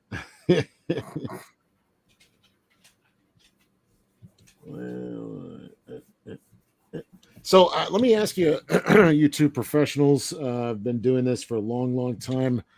I can't find a white correctional fluid of any kind that I actually like. I'd love to have like one that's matte, where I can go over it and it's not glossy. Is there anything? Not that I've ever found. Hmm. I mean, you've tried Pro White, right? No, I haven't tried that one yet. That can have a kind of a matte finish that you can work over. Somebody said deleter number, I don't know. Deleter? A friend of mine is actually using these markers. That there's a white marker that he says covers everything. And I'm like, I want to find that. He said you could find it in any store, like even dollar store. Really? I have never seen a white marker that was worth a darn. Right. I use I use the old just crazy stupid whiteout pen. Starting to like these things, the Jelly Roll 5. Yeah. But they have their issues. I have yet to find one, because like one of the things I'm that the problem with going back to doing it by hand after doing it digital is that I have no patience for doing it right the first time. So like I'll just get in here, make all the mistakes I want, and then just tighten it up, and I get to move a lot faster that way. But I know art collectors, like not all of them care for that. Yep. But I'm like, when you go and look at like the old school guys, man, they're like, like the old original artwork. I'm like obsessed with looking at old original artwork from like Kirby and from like all that old school stuff, the DC, Marvel. And you see they're like cutting stuff up and cobbling it together. I mean, it's like Frankenstein, that stuff. Yeah. I like they that. Totally treated that stuff like production art. They didn't care. They didn't realize there was any value in it, or there would be. Right. We're hyper aware of that. So we're like trying to, make everything perfect and no whiteout and all that kind of stuff. But I did a cover for Dynamite. It was a Red Sonja Tarzan team up book, right? And the only reason I ever did work for Dynamite was because they always had subject matter. I knew I could sell the originals, right? Because they didn't pay great on the covers, unless you're Alex Ross, I suppose. But so I would do these, and so I had this big shot of Red Sonja, and Tarzan was on this tree in the background, kind of thing. And, you're just already going, okay, how much can I sell this for, and blah blah blah. Mm-hmm. So I'm just getting done with the thing, and I literally spilled ink on it. Oh, right on her. And I was like on her midsection and stuff. And I was like, am I serious? And this had like leaves and like an old, castle in the background type thing. It's really a lot of work. And I was like, I'm not redoing this. So I took Pro White. Well, first of all, I took one of those ink erasers, those electric erasers. And they have the special gray eraser you put in there that's supposed to erase ink, but it just tears up the paper, right? It doesn't actually erase anything. Right. And so I went over this lightly and picked up most of the ink, but it it scuffed up the paper pretty good. So then I went back in and filled in the paper with Pro White. And then I drew back over the top of that and inked back over the top of it. And one thing I always prided myself with when I was working in commercial artwork was be able to fix mistakes. And so it looks really good, but if you turn it to the light the right way, you can see the whiteout. So when I sold it, I had to tell the guy, hey, look, there's a big whiteout, and I showed him right where it was. So I took like $500 off what I was going to charge for it. And so he ended up buying it anyway. But yeah, talk about being pissed off, man. To me, it's like battle scars. It's when people can look at it like young artists like myself getting in there and looking at some of this artwork. I'm seeing, oh, I don't have to, I don't have to be happy with that one thing, or I don't have to completely redraw a thing. Like if you look at who am I thinking of? The guy that did the Max. Sam Keith. Sam Keith's stuff is all cobbled together. Oh, David's. What are you showing? Wait, you can't do that. You can't just like hold up something in a half second and then go. He does that all the time, man. It's like What? he like dive bombs art and just like, hey, Yeah. click that, and then it's gone. Photocopy them and send them to me now. I must have them. I'm going to rate his art files. Man, there's nothing better than going to like a. Ooh, what is that? Oh, hang on a second now. Oh, hang on. Let me full. Oh God! Put it back up, dude. He's such a tease, man. I know. He's just like. He's a little on the delay here. That's the internet thing or something.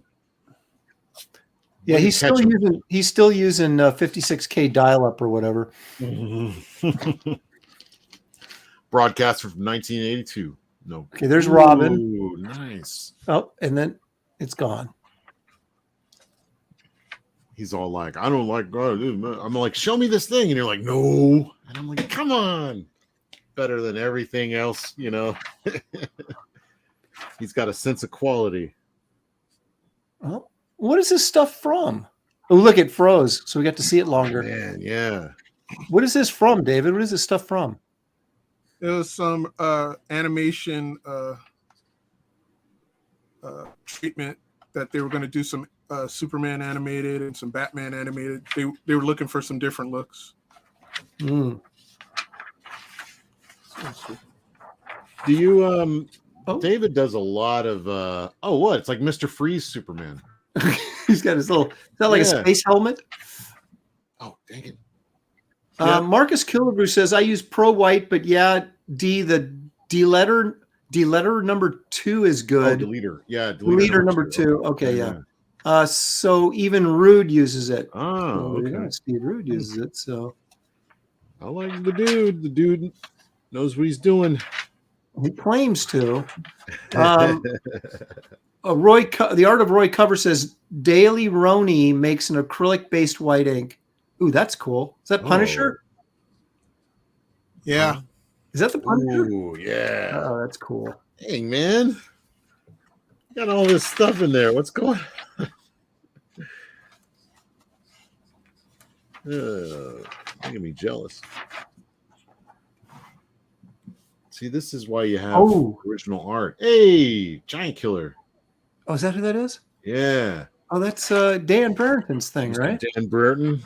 Oh, that is cool. Why didn't you finish that? I did finish it. These are just the sketches. Oh, okay. Oh, look at that. Oh, man. Oh, dang. I don't know how you guys managed to draw so giant. Both you guys have a real skill at like filling up the whole page with like big characters. Dude, I cannot draw small. It drives me nuts. Oh, yeah. I draw small. I had a guy, I think it was either Guy Davis or somebody of note that I was like really infatuated with. They came up to me at a table and saw all my layouts were like literally like thumbnails, but I would have the whole page drawn that small. Wow. Is that Peter I love Parker? your marker rendering, man. Yep. But he actually bought all my layouts for Bastard Samurai, like one of the first big books I did. So, because it was like the entire book was all on one 8.5 by 11 sheet of paper. That's always been difficult. I see Roquefort do those little tiny. He has that little tiny sketchbook. Oh yeah. Yeah, he does these little, intricate drawings and color and all this stuff. And I'm like, dude, that thing is like 4 inches. It's like a postage stamp or something. And it's like, how do you do that? Look at that, man. Oh, you're too late, Aaron. You missed. Yeah. Oh yeah. I've always wanted to get into markers, but man, I They're can't pay. I have to expensive. take out a second loan for that. Yeah, I know you got to buy that whole set of markers. And it's like, geez, I'm not doing that. I'm too cheap. That's why I got colored pencils. Man, I still have colored pencils from high school. Yeah, I'm using. That's awesome. Yeah, I just was like, well, I can buy a cheap set of watercolors on at the store. They work great. Well, that is kind of watercolors, crayons, colored pencils. Yep. Gel pens. Like I have just a whole stash of like everything I found. It like I want to do like my comic with stuff that people can find at the local store. Well, because that one guy asked us on the show the other day. He asked everybody, and you chimed in at the exact same time I did because they were like, "What do you need to draw a comic?" And we both went pencil and paper. Yeah. Exactly. Literally, that's it. Yep. And I think we're getting too complicated. So that's cool. another reason why I want to go back to doing it by hand, you know. Wow. Nice. They should just make David like the resident Batman designer for all these like cartoons. I agree, man. He does. He's got like, you are the definitive Batman, classic Batman artist, man. Well, because even like, I'm like, how do you redesign Batman? And David's done it like 100 different times. I know. Look at that.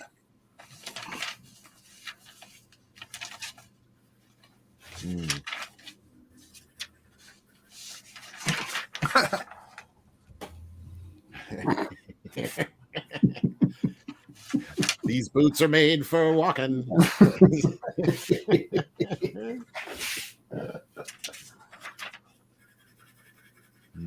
Hey, Riddler and the hoodie Riddler. That means he's bad. He's young and he's bad and he's hip.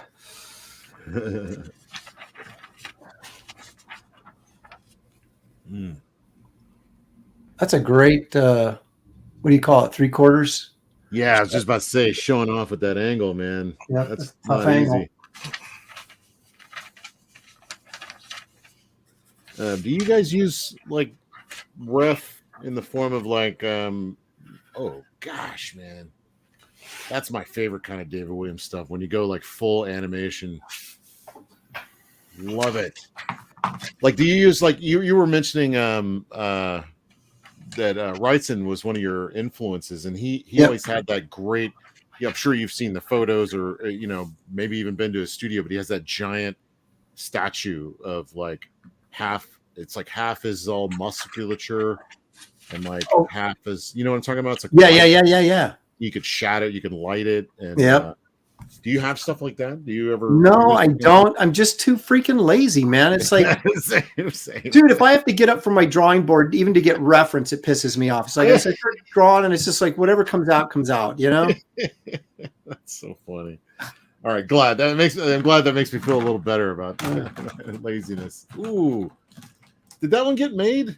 No, because you were doing a bunch of those Wolverine. I was helping a friend with his composition.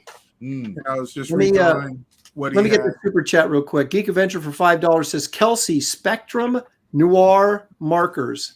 Similar quality to Copic, but way more affordable. Oh, okay. Spectrum Noir from Geek Avenger. Thank you, Geek Avenger. Appreciate that. Yeah, thank you. Oh, that's cool. Are these like cover roughs? What are these? Yeah. Can I have them?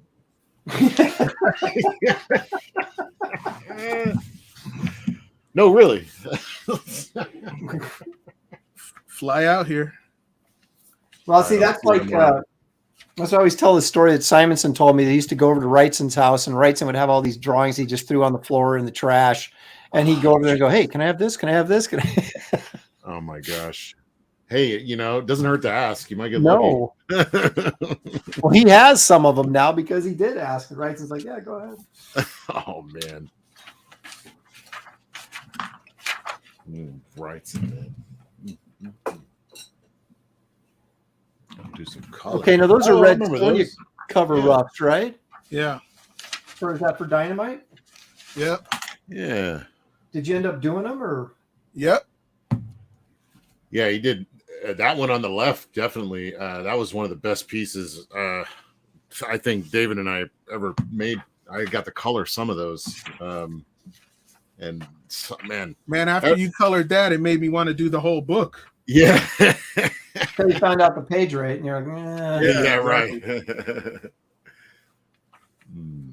All right. Hey, I'll be right back. I need to get some fresh water. I'm gonna put some paint on this sucker. Uh-oh. It's getting serious now. Madman. No. Even I recognized that. There's another Madman's an indie character that actually got a lot of traction.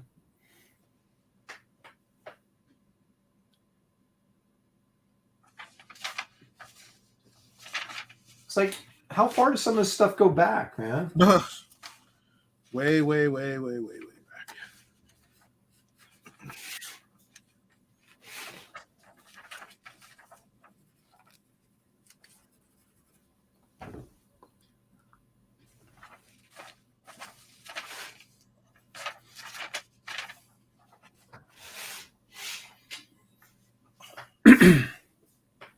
Who is that? The leader of the Suicide Squad. You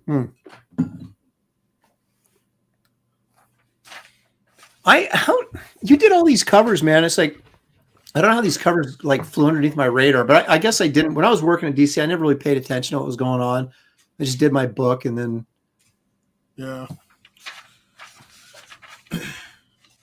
Son of Liberty Radio for $2. Thank you. What do you guys think about Virgil Finley? I'm not a huge Finley fan. I don't mind his stuff. I think it's interesting.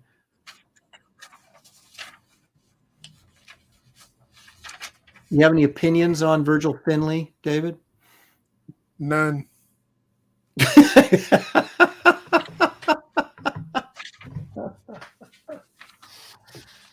There you go.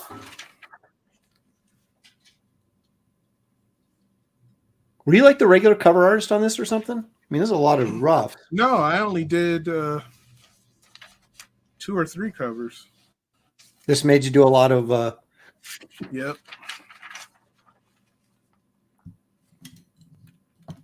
Ooh, that's nice. That's is that Magique? No, it's for Titans. That looked like what's her face? Is it Magic or Magique? However you pronounce it. Yeah. Yeah, but it was for Titan.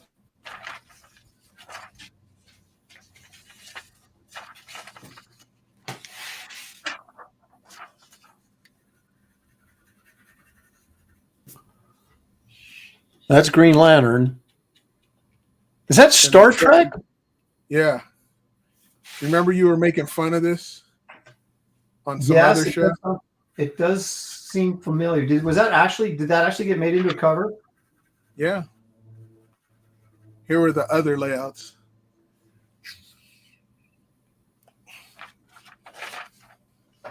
What was the name of that book? Star Trek Green Lantern. It's like I had never. Which cover ended up getting used? Which layout? The first one? The one where they're around the bubble.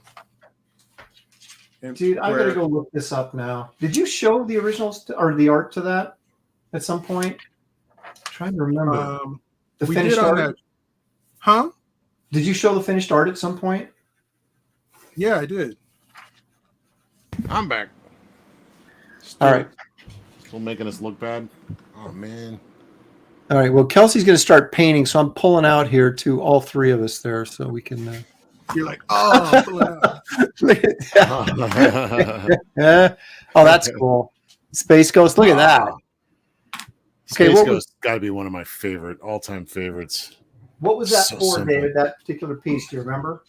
I did it as a oversized painting at Heroes Con. Oh man, that's a great layout. Do you only use color pencil, Aaron? No. It's easier when I do commissions.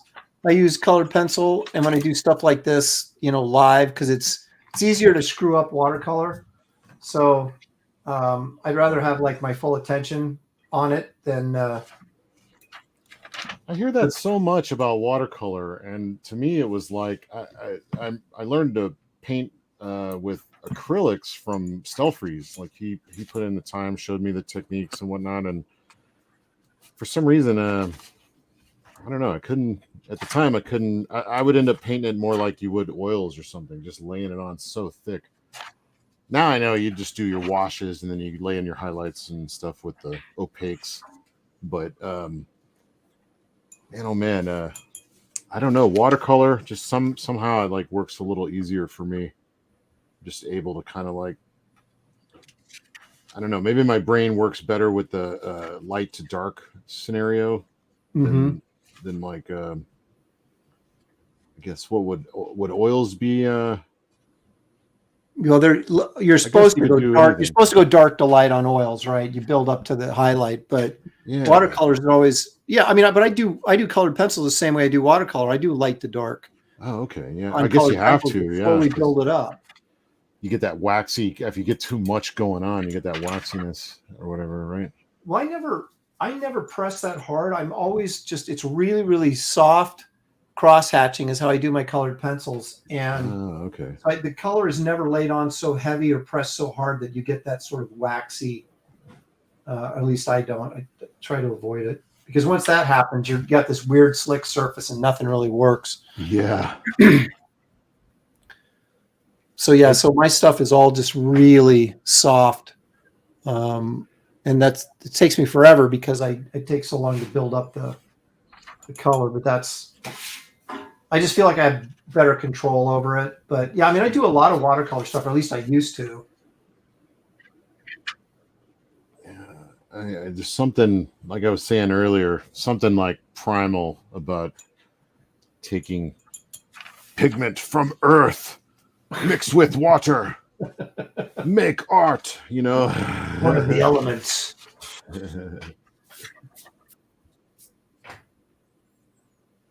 Love it. All right. What's that Green Lantern thing from? I can't read it. Is that just the oath? I was gonna yeah. Oh, nice. I'm dying to go through your files, man. It's so much art. I could do that a couple times. Once I went over to Bill Stout's place in Pasadena and we just went through all of his flat files as much as I could. There was so much art there; it was ridiculous. And Mike Palug's house, got to go through his stuff. Do you have a lot of art, Aaron? Do you keep a lot of your own art, like in files, sketches, all that stuff, or do you get rid of it? I've got 4 flat files. Big flat files full of art. Oh, I want to go through your files too. Even if I do like crappy little sketches on napkins, if I think they look all right, I put them I just keep them rather than throw them away. I got sketchbooks and stuff. Oh, look at that. Oh, word. Tweedledee and Tweedledum. That's hilarious. Were they like villains or something for Batman? My take on it though is that he transforms in from Tweedledee to Tweedledum. Oh, sweet. Yeah, that's a great idea. So it's one guy. It's just like how Banner is smart, but Hulk is dumb. So Tweedle turns into Tweedledum. Did they ever use that? David, did they ever use that concept in anything? Bummer. No. Oh, man. That's a good idea.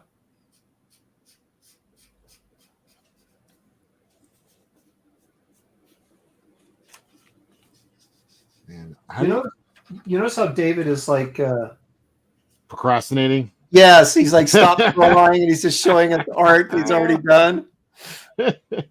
That's cool. Yes, I did notice. It's like, when you got that last essay to write for finals, and it's like, it's 10 o'clock. You're like, oh, it'll only take me an hour. I'll just, pretty soon it's 2 a.m. and you're like, oh, I'm sure the chat's getting a, hey, John, number 1 in the house. Oh, look at that. Hail all. Did you see the size of that horse on my tweeter? Holy crap. What?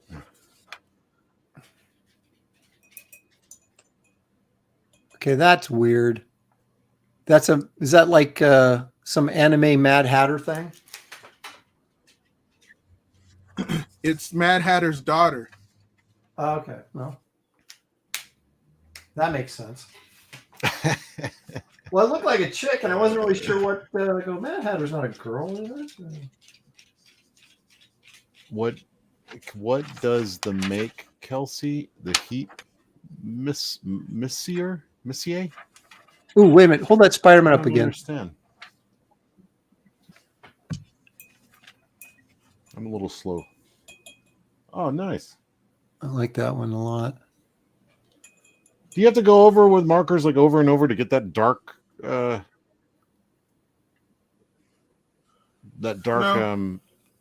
Oh, I see. What? Jason wants this. Joe Bernardo says, what does that make Kelsey the heat miser? Oh, okay. That's what that's from a previous stream where Joe Bernardo was like, he was giving us all like, we were all representational of certain characters from those from the Rudolph specials. Oh yeah, right. Aaron is afraid to stare into the horse's abyss. Yeah, well, that's probably true. Is that anything like the cat hole, or like what are we talking No, about? Yeah, no, nothing he said makes me comfortable. So now that was a commission you just did, David, wasn't it? Yep. Yeah, look at this. John wants you to look at his Twitter. We want to see it too. Well, then you're gonna have to go to Twitter to look at it. Oh, is this what he's doing for the auction? Oh, hang on. Let me go get it. I gotta see this. I remember what I was telling you about him earlier. Mm-hmm. He knows how to win the crowd over. We're putting in all this effort. Yeah, he's gonna draw some big horse with a giant wang, and he's gonna get. Let me check it out before, just to make sure it's safe for family friendly.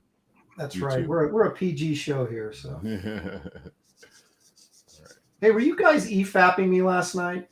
Yeah, we popped in, and then we were looking at because Ethan had done a Santa Claus, and we were rating yours, and that's why I put needs more fat. Oh, I thought you. Yeah, we popped in because our show was getting a little risque, so it was like, let's check out some wholesomeness. Yeah, that's right. Let's go to Aaron's stream and cleanse our palate for a few minutes. Right, here he is, President Malin. Let's see. Whoa. Wait. Oh, okay. Iron Maiden. Is this the Iron Maiden piece? Is that you? What the hell? Godlike in June, be like that. It says Geek Avengers says it's a legit horse. Looks like a cross between something one of the four horsemen would ride and an Iron Maiden cover. Is this Malin's artwork?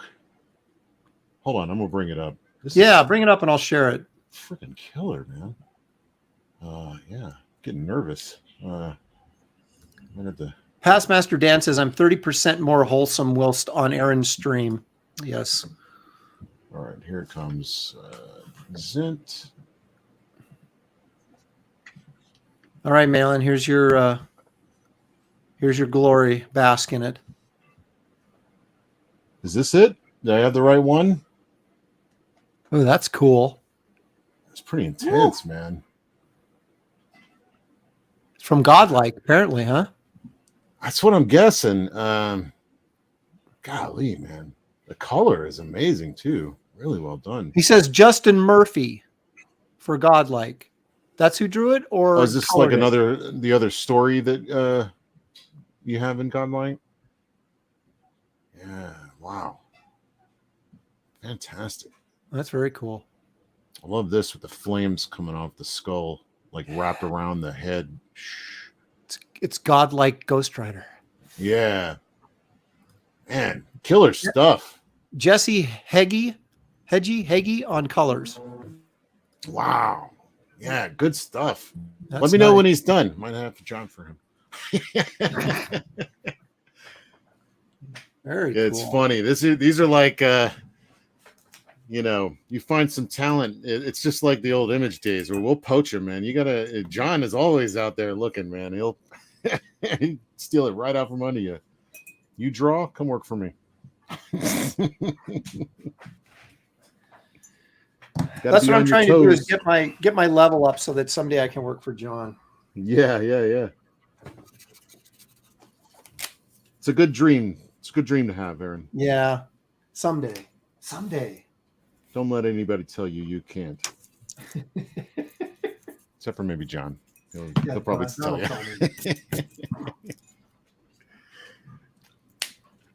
Cyber zombie engines, what John says. Yeah.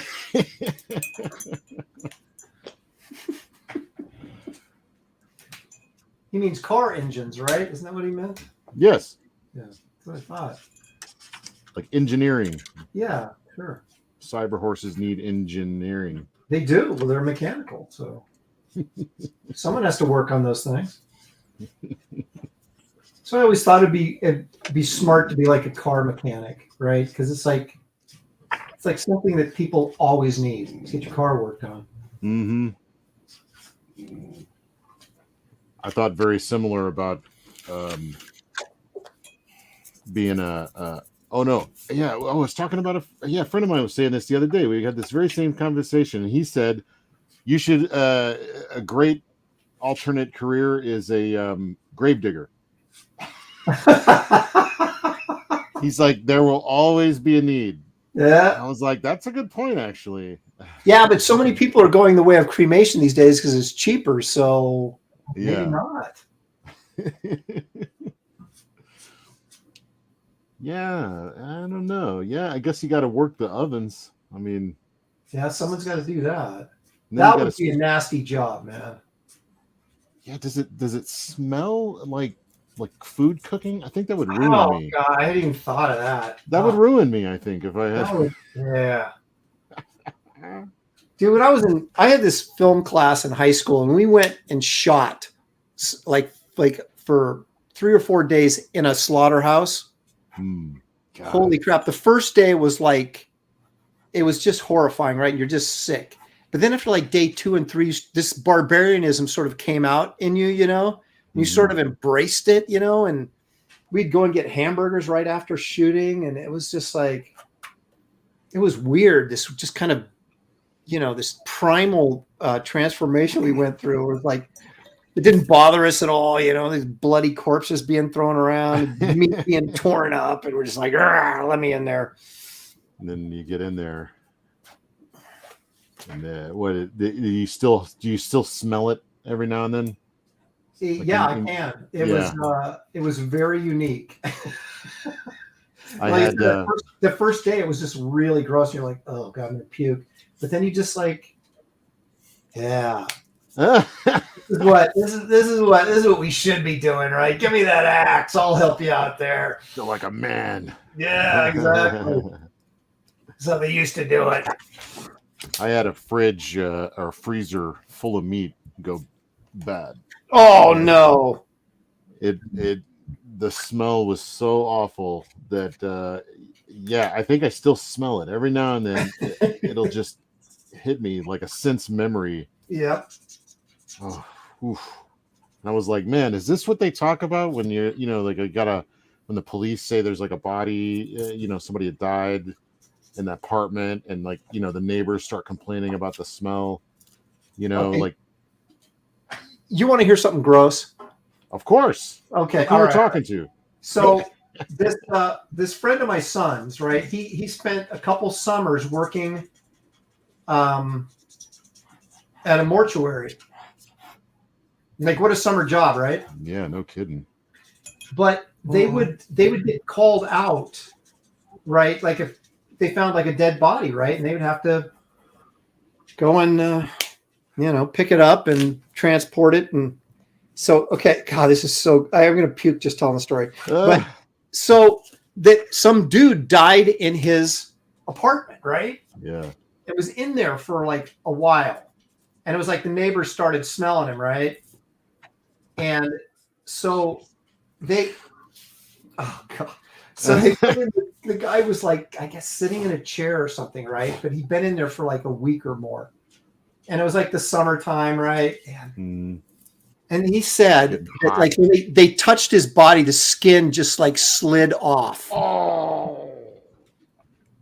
Can you how I was like, I asked him, I said, how did you not like just puke? And he goes, you get desensitized after a while, pretty quickly dealing with that stuff. Yeah, you definitely don't want to puke in a crime scene. That probably it was like, well, I think they'd already done all that. It was just you guys come on, pick up the body kind of thing, and it was just like, oh. I mean, I'd hate to be the guys. There's like a crew that come in any place where a body is found. There's a team that come in and clean afterwards. That they scrub the blood off the ground or out of the carpet. Pick up all the pieces, all that's whatever. I know there's like a cleaning crew that's supposed to come in and tidy up the place, I guess. But I couldn't imagine that either. Yeah. You got to figure a job like that pays fairly well, though, because nobody would want to do it, you'd think. I don't know. There's a steady paycheck in it. Oh. Yeah. I don't know, man. If I'm looking through the the want ads, I'm not mortician's assistant. Yeah. I don't know if that's where I want to be. Yeah. Mortician's assistant or what's another equally gross job? I don't know. That's kind of the top. I don't know if you got to go out there and like those guys that work in sewers and stuff, yeah. Mike Rowe's Dirty Jobs, that show. Yeah. There's some pretty nasty stuff out there. I tell you what, actually, the worst thing I think I've ever smelled is a decomposing potato. That is nasty. Yeah, I would assume that you'd have to be in a closed space for that to really get unfortunate. Because I've smelled it outside. At farms and stuff. Yeah. But it that kind of blows in the wind and kind of breaks up. But yeah, if you were in closed proximity to that would be pretty rough. Well, I had like a bag that I forgot was there, and it just was over in the corner, just decomposing. No. I kept wondering, what does that smell? And I kept looking around, I couldn't find it. I'm like, God, I just leave it alone, and then I'll be like, it'd get worse. Like, what is that? It's like, look under my house. I started like looking in weird places. Like something's happening here. It's like, I'll just leave it alone. It'll go away. Well, it usually works for me, I guess. Well, not really, but. Oh gosh, that's. All right, I'm almost done. You guys done? Just about. All right. I'm totally done. Yeah, you're totally done for the day. Yeah. Show, but he's not.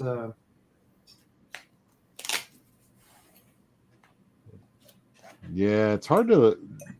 Do you get Aaron? Do you get self-conscious like when people are looking at you when you draw?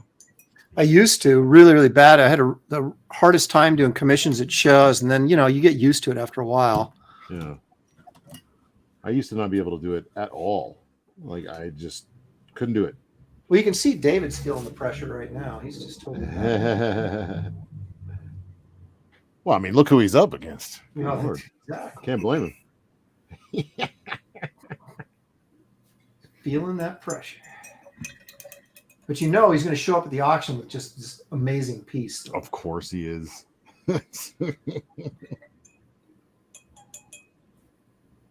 All right. Just need to let this dry for a second. Let me know when you're ready to. I'll put you on full screen so we can get the full effect. Got to hit up Jason. I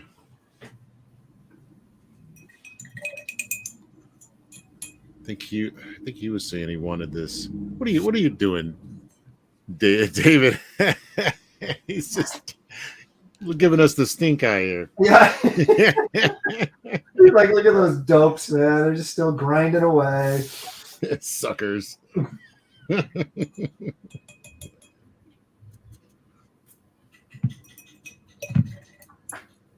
I'm gonna do the Coke bottle, but he's don't judge my lady. She works for a living.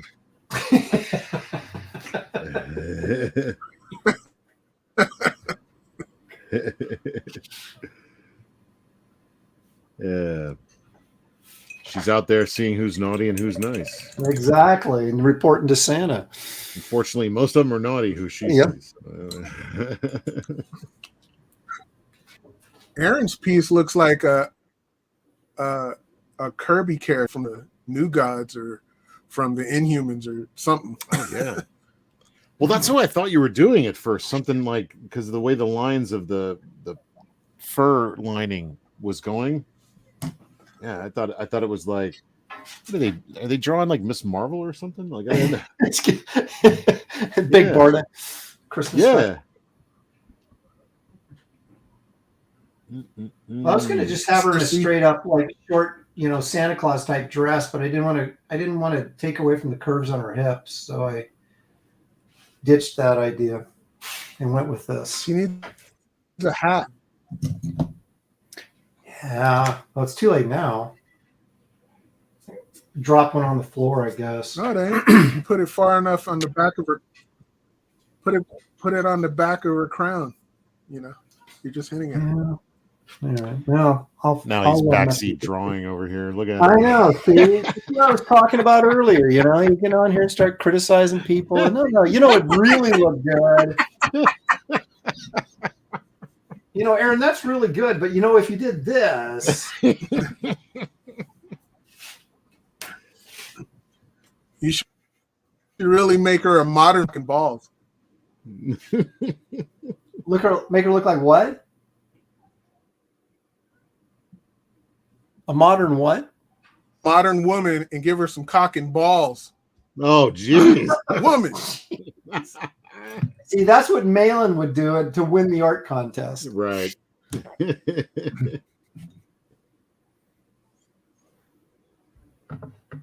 Let's see what Kelsey's up to here.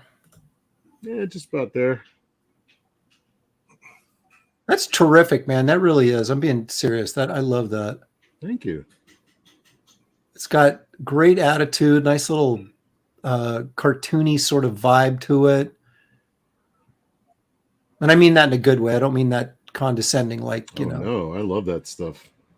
Nobody can say cartoony to me and me get upset, because that's kind of my thing.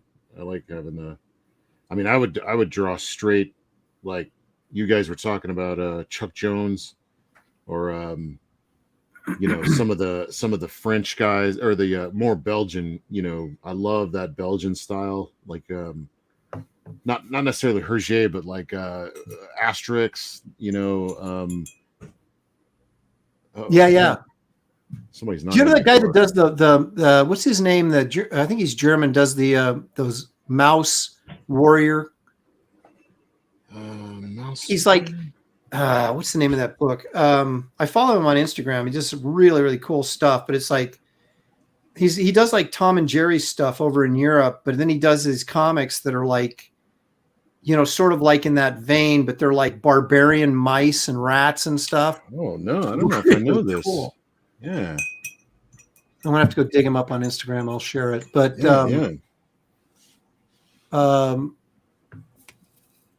John Malin says, not bad for second, Kelsey. Well, we'll settle this on auction night. Yeah. Kevin Thomas says nobody wants to unwrap that package.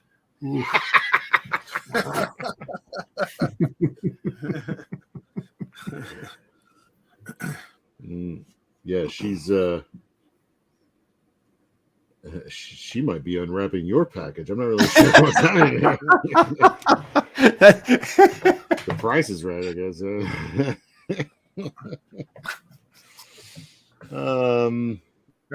It sounds like she probably that name, just her being the Grinch and having Grinch pussy, just sounds like a venereal disease. Oh my gosh! So much for family friendly. Holy crap! What did he just say? Hang on a second. There we go. Could have warned the kids. You need to like. Isn't she a cat? I thought she was a cat. Oh. Is the Grinch a cat? I don't know. People are saying mouse guard. It's not mouse face. guard. I thought this was a cat. I didn't know. Dude, that's the female Grinch prostitute, man. The working Grinch girl. Oh. I got you. Yeah, I got the you. Grinch Plausible deniability. Yeah. All right, and here's what I got going.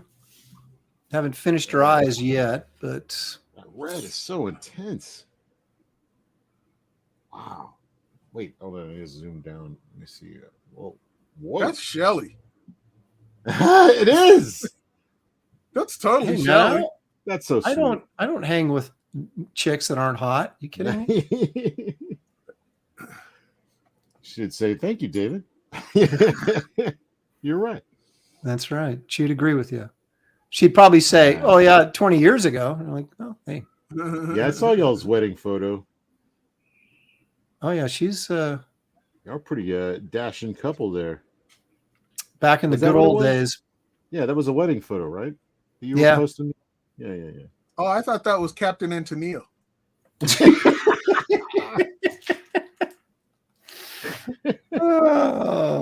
Yeah, without the musical talent. Yeah. So, I'll do a little touch up on here and there, but that's pretty much it. I got to finish the Coke bottle, but Beautiful. there it is. Thank you. Man, you could draw the ladies. Biggins would approve, I would think. He's a good judge of the ladies. He's always keeping us in line. All right, David, you want to show us your unfinished piece one last time so we can remember it and then see what it looks like done? Dude, this is like supposed to be no. This is supposed to be a drawstream featuring you and me, and you're not even going to show your artwork. I'm going to dump you and bring Kelsey in then as a regular. Kelsey came in here and spanked us. That's not true. Come on. No, he did. That's a tremendous piece. Don't be scared. All right, here we go. Let's take a closer look at David here before we'll see how this kind of comes out. Look at them legs. I would insure them legs. Oh yeah. Betty Grable got nothing on this Grinch girl. Get that. I can't make a final judgment because it ain't inked. That's colored, right. That's right. Drawn. So do we know when Ethan's doing the auction? Is it tonight or tomorrow night? Oh, tonight? Oh, I don't know. I don't know either. He said Friday, Saturday, Sunday, kind of like he wasn't sure. Oh, okay. Let's just look for the cues. I guess. So David's got to have this ready just in case it's tonight. Man, I ain't gonna have this done tonight. I was waiting for that. Patience. Here it comes.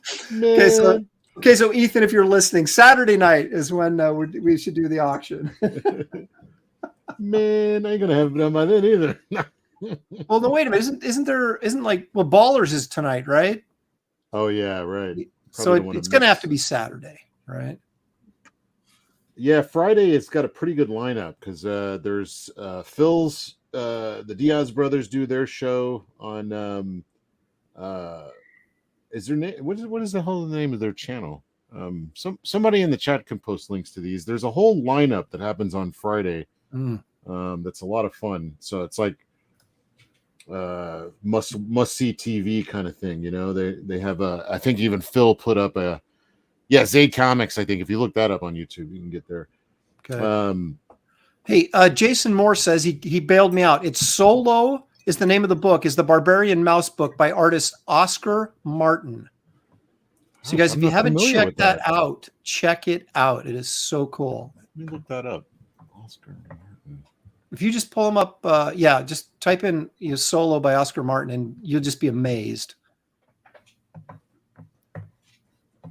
I guess I could do it too. Let's see. I got you. Since I am sort of hosting. These are my duties on Jack Show. I look for things. Oh, wow. Yeah. Okay. Let me make sure there's no pornography on this. All right, we're good. Let me bring it up.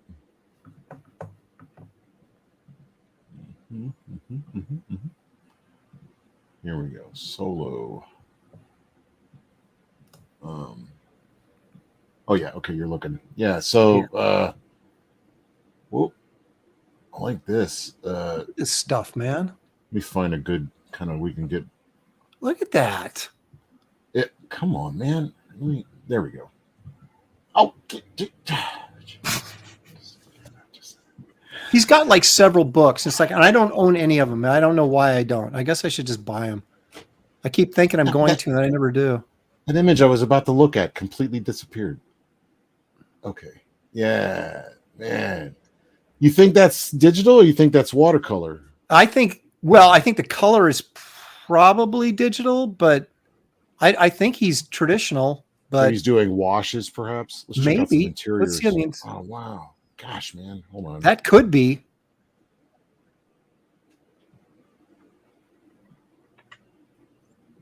I'm having camera issues. All right. Yeah. See, I love this kind of stuff. It doesn't feel that labored over. It feels fast. Yeah. It feels it's got a lot of energy and life into it. And a lot of weight too, a lot of three-dimensional weight, which I really like. Yeah. Yeah, that's great. Yeah. See, I mean, I'd love to be able to do my book, and then if anybody saw the originals, it's pretty much exactly like what you're seeing in the book. You know what I mean? Yeah. Like, I think that would be really fun for any fan of like comic book art. Yeah, I mean, that's great. And this is not hard to do. I mean, I just did one right here in front of you. Yeah, it's just his colors are very well thought out and got these cool like blood textures. It's just some splatter and stuff. There's no reason you couldn't do this by hand. Yeah, Malin loves the splatter. The more splatter, the better. Yeah, he's a big fan, big proponent of the splatter. John Malin's calling this a furry. I don't know if I'd go that far. Yeah, what classifies as furry? Because when I was a kid, I used to love like the Disney Robin Hood that had the fox and the wolf guys and you know what I'm talking about? Yeah. Those were anthropomorphic. Right. So that's not the same. Furry is weirder. There's like a weirdness to it. Yeah, this is like, I mean, this guy is like a Tom and Jerry artist in Europe for like MG, whoever owns Tom and Jerry. Right. And so he's just like doing, like an R-rated Disney movie with, mouse animals and dogs and things. Yeah. like the Strong Bad, or not Strong Bad. What am I thinking of? The cat, that guy from Spain paints that beautiful series of, it's like a old noir, but with like a jaguar guy. What is the hell is that called? What am I thinking of? European? Yeah. Malin is defining terms for us. Humanish body, animal head equals furry. Black Sat. What did he say? I'm sorry. Go ahead. Say that I'm sorry. Yeah, John Malin said humanish body, animal head equals furry. So there you go. Well, with like the Disney one, like I'm talking about, they didn't, I guess they stood up right, but I wouldn't really think that that's some animal or a human body, because it kind of looks like their normal body just standing upright, So, but yeah, I kind of get what you mean a little bit with the attaching a human head to like a normal human body. Yeah, everybody's saying Black Sad, by the way. Black Sad is what I keep thinking of. Do you know that one, Aaron? Do you know Black Sad? No, maybe I do. If I saw it, I probably would. Yeah, let me bring it up real quick. Yeah, just in case. Let me get rid of that. Doing like animal creatures or as characters didn't it? It's now has like a really uncomfortable, weird connotation to it, but it didn't used to. Right. But this is kind of what The John's level of talking about. difficulty that you add to your art by adding a human head is really high. Yeah. True. That is true. Okay, here's Google search on Black Sad. See if we can find like here's a cover for one. Oh. Yeah. I've never read that. I've seen it. I haven't read it, but I got a couple of the volumes, and he goes into here's the guy doing it, or I guess that's the writer. Okay, now I would differentiate this between what we just looked at because this is more along the lines of what Malin's talking about, where you've got an actual anatomically correct human body that with just animal heads, right? Right. That's not what we were looking at with Solo. That was more animal bodies standing upright. Yeah, it was cartoonish. It was over exaggerated, where this is meant to be sort of weird and I guess, yeah. Well, the difference is if you look at a cat girl and something funny happens down in your wishbone, that's furry. Yeah. Yeah, that Solo stuff to me is just like an animated, like Disney film on steroids or something. You know what I mean? It's not. Yeah. So I think there's a difference there. Maybe I'm splitting hairs, pardon the expression, but Malin still says Solo is furry too. I don't know. There's no arguing. No arguing with Malin. No. Once he's made up his mind, we have to follow suit. That's right. The question is, do furries exist on flat Earth? Well, I guess they would if the Earth was flat. I think furries don't exist on Earth, period, do they? Well, I guess I was referring in the imaginary realm. Okay. But just in case, don't know what those scientists are up to, but David looks like he's thrown in the towel. So let's let's wrap this up. Let's take we could noodle on these forever. Let's take a real quick look around the horn here. Look, there's now what are you calling her, Kelsey? Working Grinch. Working Grinch. She's a working Grinch. Oh, that's a great piece, man. I love that. That's awesome. Oh, Balin says Thundercats are not furries. Okay, whoa, see. Okay, he's just making up his own. He's making up his own rules at this point. All right, let's see what David. Show us your thing again. Don't show us your thing. Show us your drawing. Oh man, he's like, there it is. Yeah, there it is. You're going to lose your participation trophy, David, if you keep this up. All right, and there's my Coke and a smile, babe. Beautiful. Thank you. So I'll finish that Coke bottle. I'll finish her eyes, and we shall see, I guess, on the Saturday night auction, it looks like. So, yeah, that'd be interesting. Thinking about bringing out a heavy hitter that night. So I know this is going to be a good one. Well, hey, this is our inaugural show, David and I's live draw stream. Kelsey, thank you for jumping in and spicing things up. Welcome. This is an inaugural show. Yeah, I horned in on your first thing. Yeah, that's right. That's right. Well, after David threw away his third Grinch drawing, it's like you could sense we needed some help. So. You needed a closer up in here. That's right, exactly. I called you out of the bullpen. But David and I will be doing this once a week. Not sure what day yet, but we'll get it figured out. Like I said, I think Wednesdays is probably the go-to day at this point. But we've had 90 plus viewers the whole time, and that is good viewership. So I thank you. Thanks for the celebrities that showed up. Mike Miller's in there, John Malin's in there, all sorts of people. So anyway, you guys enjoy your weekend. Have a great weekend. And make sure you keep your eyes open for this art auction so we can see David's finished piece. Yeah. All right, everybody. We'll catch you later.